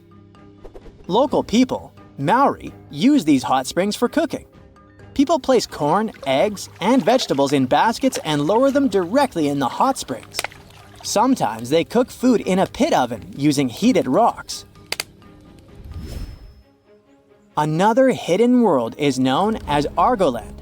This mysterious landmass was once part of Australia, back when dinosaurs chilled around.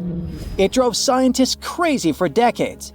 They knew it existed because it left a huge stretch on the ancient seafloor, the Argo Abyssal Plain. About 155 million years ago, it broke off from Australia, saying bye-bye. The continent drifted somewhere north, and when it reached Southeast Asia, it just vanished. Scientists had no idea where it went, but recently they finally found its remains. Turns out, poor Argoland's lower parts started drowning into the Sunda Trench, a horrifyingly deep oceanic pit. The Earth's crust sunk into the mantle. Meanwhile, the upper parts of Argoland were pushed upward, grabbing the younger rocks on land. Because of this, Argoland broke apart into a bunch of smaller pieces. These pieces formed parts of Borneo, Java, Sulawesi, and other regions. The remains are buried under Indonesia and Myanmar. Imagine a colossal landmass the size of Greenland, Greater Adria. Its journey began about 240 million years ago when it broke away from the supercontinent Gondwana. It started moving north, and after 100 million years of enjoying the warm seas, it suddenly crashed into Europe and shattered into pieces. Most of these pieces went deep into the Earth's mantle, but some were scraped off and became part of mountain ranges like the Alps. Today, the remnants of Greater Adria are scattered across more than 30 countries, from Spain to Iran. That's why they're hard to look for. Seychelles was also once part of Gondwana. Yep, these idyllic islands are sitting atop of the ancient continent. We know a lot about it because of its fascinating granite outcrops. 100 years ago, Alfred Wegener discovered continental drift, but no one believed him. These granite outcrops helped him prove that he's not crazy and that tectonic plates really are moving.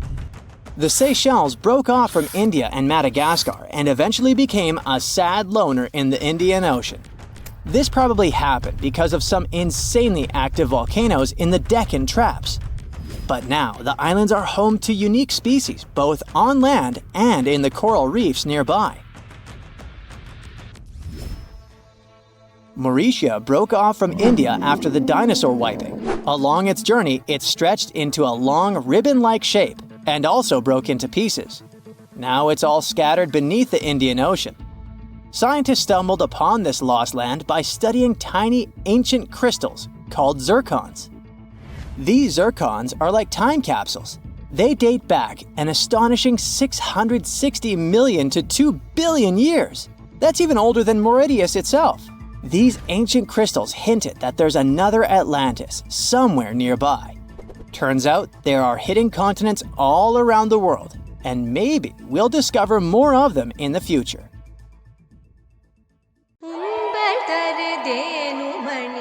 Let's dive into the fascinating world of Tamil, a language that's truly one of a kind. From its vibrant history to its user-friendly nature and its wide coverage, Tamil is a linguistic gem that'll leave you in awe. For starters, Tamil holds the title of being the oldest living language on the planet. I mean, it's been around for more than 5,000 years. It's hard to know if it's truly the oldest language ever, but it sure takes the cake for being the oldest living language still in use today. The word Tamil itself isn't just a one-trick pony. It has multiple meanings up its sleeve. Of course, it refers to the language itself, but it also signifies beauty, sweetness, and even the concept of being natural. Talk about a versatile word. How many people still speak this language today, you might wonder? Tamil is like the rock star of languages in India. with over 84 million native speakers. Globally, almost 90 million people proudly call Tamil their mother tongue. Hold on to your hats, because things are about to get divine. In India, you'll find a temple dedicated to none other than Tamul Tai. Now, Tai means mother, and this deity is considered the personification of the Tamil language as a loving and nurturing parent. This language is also not just limited to its homeland. It's a language that has spread its wings across its neighboring areas. For instance, it's also an official language in Singapore and Sri Lanka. Not to mention, it's also recognized as a minority language in South Africa, Malaysia, and Mauritius. Have you ever wondered how it all started? You know, the whole spoken word shenanigan? And where? It's not like words magically popped out of thin air, right? It must have taken quite some time to develop. Linguists don't have an exact date or any clue about what those ancient languages sounded like, but they believe the first spoken language sprouted up around 100,000 years ago.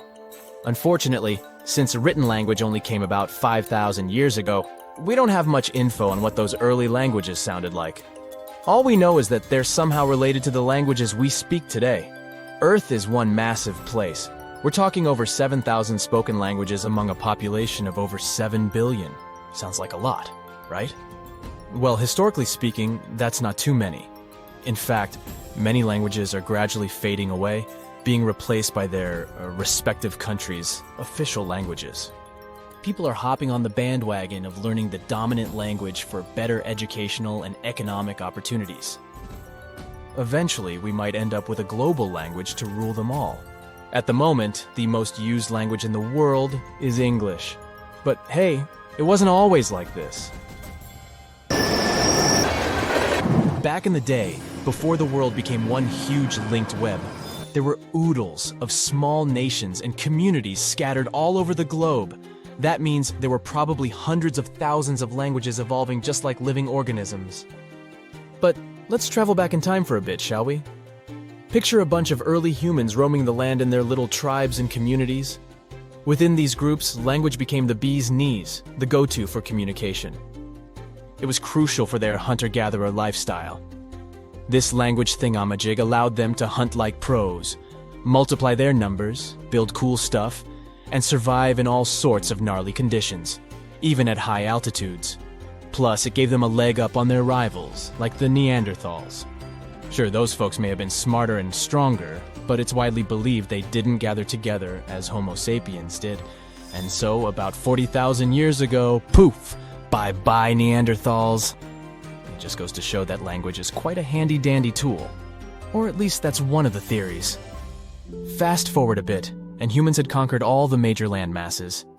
Mesopotamia, for instance, was the hotspot for this linguistic revolution, and by around 3200 BCE, Sumerian, a totally groovy language, stole the show. To this day, it's one of the oldest ones we know of, if not the oldest. What's interesting is that Sumerian had no linguistic siblings. It was like the loner kid on the linguistic playground. Let's look into the Sumerians' writing skills for a bit too. It's nothing like what we're used to today. Scientists have named it cuneiform writing, and it emerged as a means to record trade and political information. As a matter of fact, the first recorded name in history wasn't of a king or some powerful figure. It was most likely the name of an accountant, but it's difficult to know for sure. Cuneiform consisted of a collection of pictograms that represented objects or people, much like the ancient Egyptian hieroglyphics. Sumerian culture thrived in several city-states located in the southern region of Mesopotamia. Uruk, known as the first true city, was among the stars of the show. However, these cities eventually faced some unwelcome visitors. As a result, by 2000 BCE, Sumerian had taken a back seat, becoming a classical language just like Latin. Now here's a little twist in the tale. Sumerian might not actually hold the title of the oldest known language. Egyptian, for instance, emerged around the same time as the Sumerian civilization, but along the banks of the Nile. This ancient language also made use of pictograms in its writing system, but it did undergo some serious transformations due to its interactions with neighboring languages like ancient Greek, Persian, and Latin. By the time of Roman occupation, Egyptian had become a dead language, gradually replaced by Greek. Now let's give a special shout out to another one of those old languages that are still spoken today, Hebrew. This remarkable language has been around for over 3,000 years and has managed to remain relatively unchanged throughout its long history. Hebrew is one of the official languages in Israel, and around 63% of the population in this country speaks it. Also, there are approximately 6.1 million people all over the world who can proudly say that Hebrew is their first language.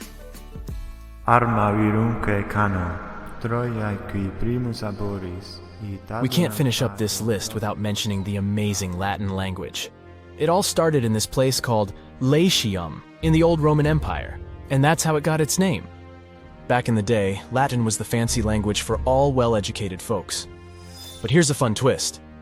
The Latin of yesteryear was a bit different from what we can check out in ancient books today.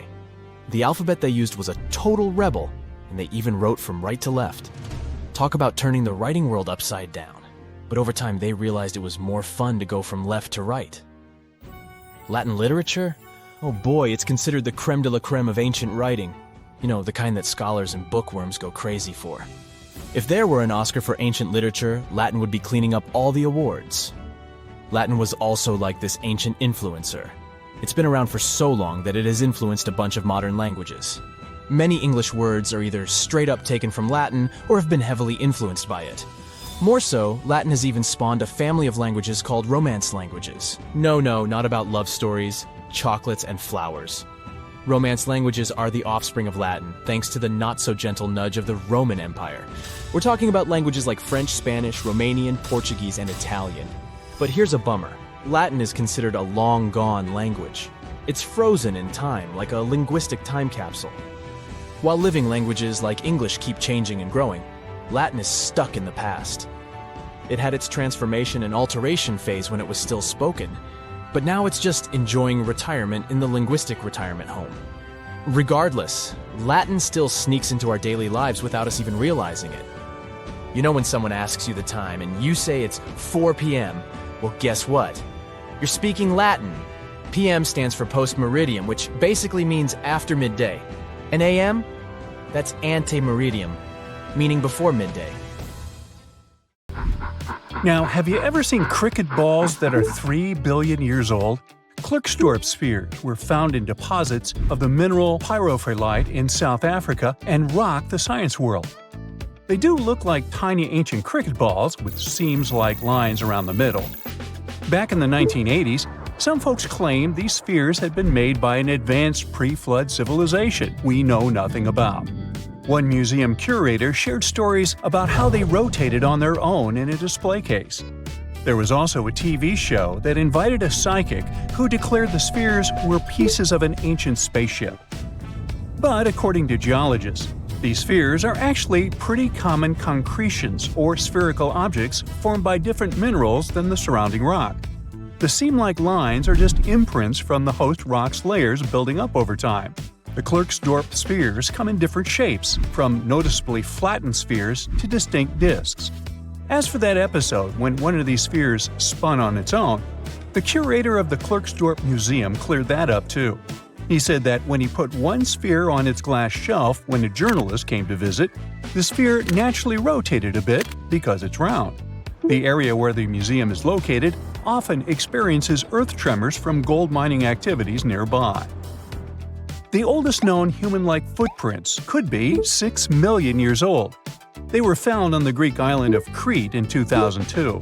If the number is correct, it would mean that early human ancestors may have migrated between Europe and Africa much earlier than we previously thought. This doesn't mean Africa is not the cradle of humankind, though. It could just prove that early human ancestors moved back and forth between continents. Some researchers believe the footprints were left by a bipedal creature possibly related to an early human ancestor nicknamed El Greco. According to scientists who studied them, the footprints have a very human-like shape, with 5 toes and a parallel big toe. Some scientists are skeptical about it and suggest the prints might be from a late European ape. The new study analyzed fossilized marine microorganisms found in the sedimentary rocks to determine the footprint's age and prove it's actually 6 million years. The next amazing find that keeps scientists entertained is the Dorchester plot. It's a beautifully crafted metal vessel with some fancy geometric designs embossed in shiny silver.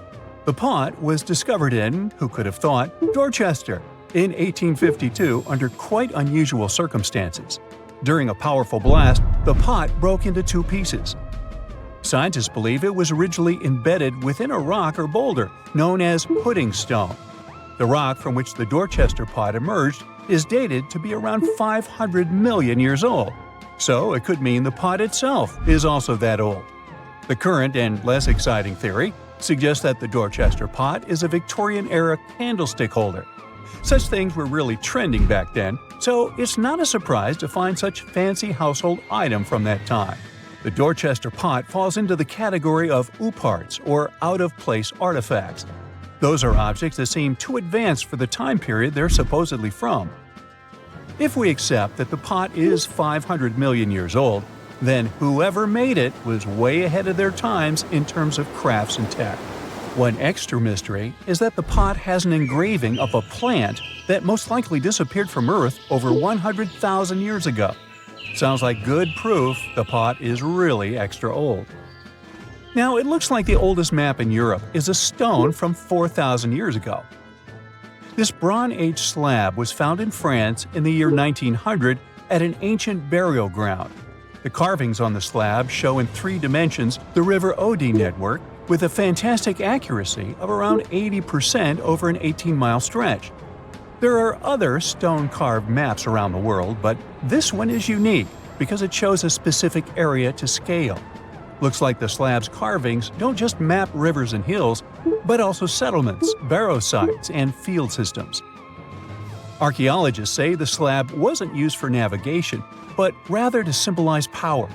The detailed markings on the slab might have served to illustrate the domain of a local ruler, possibly a prince or king, to show their control over the territory. When the ruler lost power, the slab was likely repurposed as part of a burial vault. The unique artifact was stored in the cellar of a museum. For decades, no one even noticed until several scholars read older reports about the slab and decided to check it out. They conducted a detailed analysis using 3D techniques. Their research proved that the creators of the slab had not only etched lines into the rock, but also modified its surface to reflect the topography of the landscape with high accuracy. The Salzburg cube, also known as the Wolf's Egg Iron, was discovered in the late 19th century in Austria. Now, don't let the name mislead you. It doesn't look like a cube at all. It's more like a rounded object with 2 flat sides.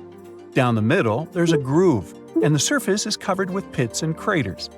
This unique appearance is the reason why many people think it might be something out of this world.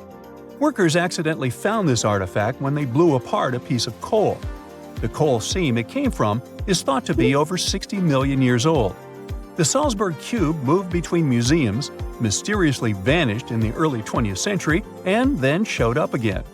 A professor from Bonn University suggested it might be from a meteor, but they found no evidence of elements that you'd normally see in meteorites, like cobalt or nickel. Then researchers thought it must be a human-made object, possibly a Victorian-era candlestick holder. No one knows the true story of the cube or its current location. Yep, it disappeared again.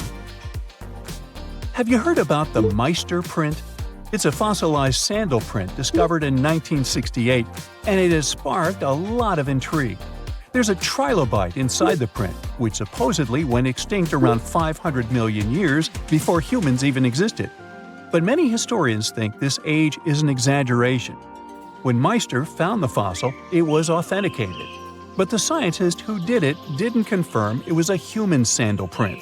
He only agreed there was a trilobite there. When another scientist visited the site, he found a 6-inch impression he believed was from a child's moccasin. But the footwear seemed to be new. So, could it be evidence of time travel? Proof that humans existed millions of years earlier than we thought? Or a sign that someone else visited early Earth? Or is it just a rock formation that looks like a sandal print? We still don't have the answers.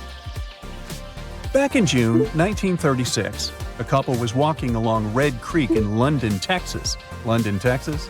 Yeah, when they stumbled upon something unusual. It was a piece of wood sticking out of what seemed to be an ancient rock formation. About 10 years later, their curious son decided to crack open the rock to see what was inside. And he saw a hammer, which looked surprisingly modern.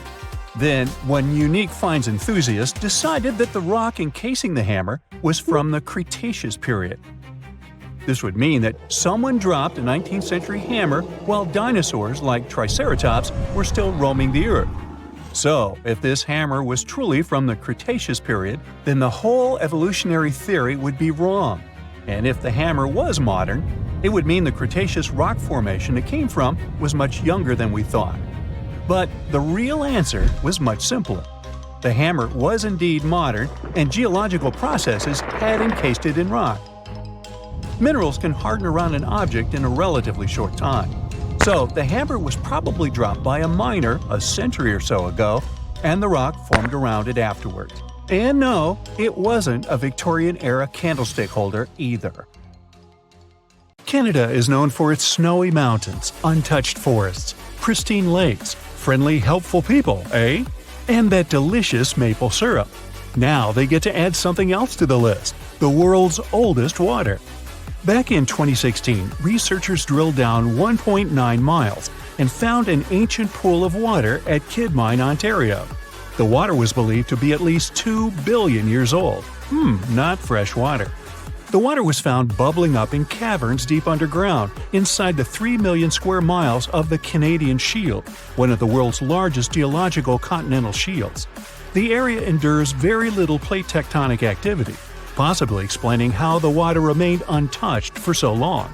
Scientists and researchers analyzed the water and found dissolved gases of helium, argon, xenon, and neon, untouched by any outside source.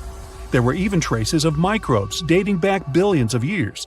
This was a stunning find for science that allowed us to gaze back in time at a lost world.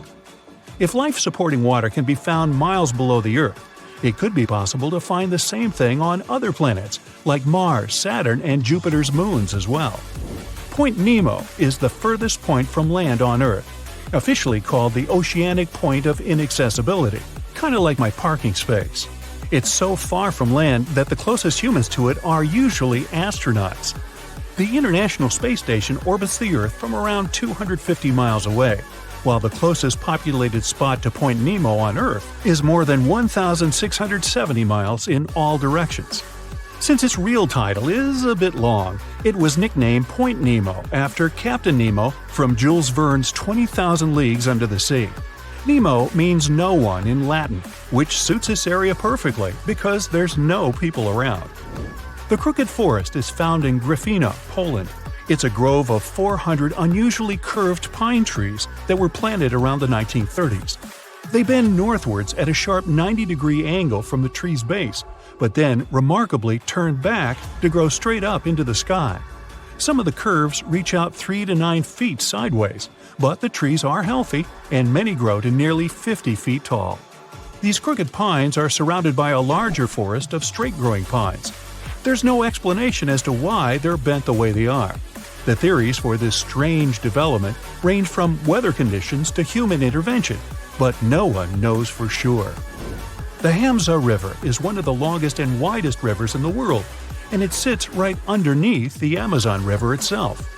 At a depth of 2.5 miles, this river flows a little more than a trickle compared to the Great River above it.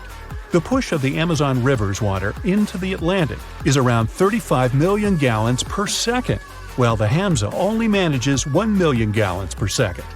Either way, there's no choice but to go with the flow. Around the same length as the Amazon itself, 3,700 miles, it's the width that stunned the science world. It's 125 to 250 miles wide, compared to the Amazon's width of about 1/2 mile to 60 miles wide. The Cave of Crystals was discovered in 2000 when miners drained water from a zinc mine in Chihuahua, Mexico. The state, not the dog. What scientists found was an enchanting cave filled with colossal gypsum crystals that were larger than 33 feet and over 3 feet wide. They were so pure that scientists were unable to work out how old they were, but researchers believe they discovered a 50,000-year-old sample of bacteria inside one of the crystals. Also known as the River of Five Colors, Caño Cristalis is one of the most amazing natural wonders in all of Colombia. The area is filled with waterfalls, pools, and caverns, but the river itself is the true wonder. Every year, between June and November, the river hypnotizes spectators with amazing yellows, greens, blues, blacks, and red shades to create a liquid rainbow. A red plant that grows in the riverbed is the main cause of this unique phenomenon. Other colors come from the black rocks, green algae, clear water, and yellow sand, producing a pearly effect. The colors change every year because of the plant's growth from rainfall, temperature, and sunlight. During the rest of the year, the riverbed appears in a dull green hue. Scientists in Hawaii discovered that red algae were making sounds in the waters around coral reefs. The noise was believed to come from the loud snapping shrimp, until researchers put the sound and presence of algae together and started monitoring the bubbles. As the algae use photosynthesis for food, they produce tiny bubbles that collect on their surfaces. When the bubbles separate off the plant, they make a ping or popping sound. Reefs can be smothered and suffocate if they're covered by too many algae. Discovering that photosynthesis makes a sound could be useful for the reef's preservation. The algae could provide early warnings for scientists, so they can stop these vulnerable areas from being overrun. After heavy rains and seismic activity hit Kenya's Great Rift Valley in March 2018, a vast chasm expanded across the land. The rift measured quite a few miles long and was over 50 feet wide in some parts. Essentially, it was tearing Africa in two. Africa sits on two tectonic plates, the Nubian and the Somali plate. Deep below Earth's surface, driven by the active mantle, the plates are being pulled apart. This creates the huge, extraordinary rifts we see on the surface. It will take millions of years for the large continent to actually separate into two pieces. I won't be around then. But when it does, it'll also create a new ocean basin. The Eucalyptus deglupta thrive in the tropical forests of Indonesia, Papua New Guinea, and the Philippines, and they're like something straight out of a video game or fantasy movie. Growing up to an enormous height of 250 feet in its native environment, this one-of-a-kind tree has bark that displays green, bright blue, orange, purple, and red streaks as it ages, kinda like me. As strips of bark fall away, the tree's colors change, and the bright green inner bark is revealed. Off of the beautiful island of Mauritius in the Indian Ocean, there's a spectacular view that has to be seen to believe. You'll need to hop on a plane to get a bird's-eye view, though. What looks like an underwater waterfall is actually sand from the shores being pushed off of a high coastal shelf by ocean currents. It falls all the way into the deep dark depths of the ocean on the southernmost tip of the island. Most of the ocean waters around the island are only 26 to 490 feet deep, but this deep plunge drops down a few miles, creating the illusion of a waterfall. This oceanic shelf didn't exist a few million years ago, but seafloor spreading has created this quite recently. The walking trees of the Amazon are one of the most unique and puzzling ways plants move to get to the perfect spot for everything they need. These trees walk by allowing the new roots to replace the older ones while searching for more sunlight in the dense forest. As the roots fix themselves into the new soil, the tree bends towards the new roots, leaving the old roots to slowly rise. Traveling to a new place with better sunlight and more solid ground can take a couple of years. This is because they only move around 0.8 of an inch a day, or around 65 feet a year. Now you can just imagine this going on in your front yard. You plant the tree here, and next year it's all the way over there. Ah well. Down in southern Costa Rica, 300 stone petrospheres are dotted all over the forest. Some weigh as much as a bowling ball, while others can be up to 15 tons. Their purpose and how they were made so long ago are lost to us. Discovered in the 1930s, a lot of them were removed and transported around the world. It wasn't until the 1970s that we began to preserve and protect these stones. While the stones are mostly a mystery, archaeologists know they're made from granodiorite rock, similar to granite. If they were carved by a civilization, their near-perfect shape must have been made by chiseling away with small stones. Ethiopia's Danakil Depression is an environment that looks like it belongs on another planet. Filled with lava pools, bright neon-colored hot springs, and vast salt flats, it's also the contender for the hottest year-round temperature of 93 degrees Fahrenheit. Poisonous gases fill the area with hot springs filled with acid. Worse, It only receives up to 8 inches of annual rainfall. It's also one of the lowest places on the planet, at 410 feet below sea level. No wonder it's one of the most inhospitable places on the planet. Hey, sounds great. No crowds. Let's go.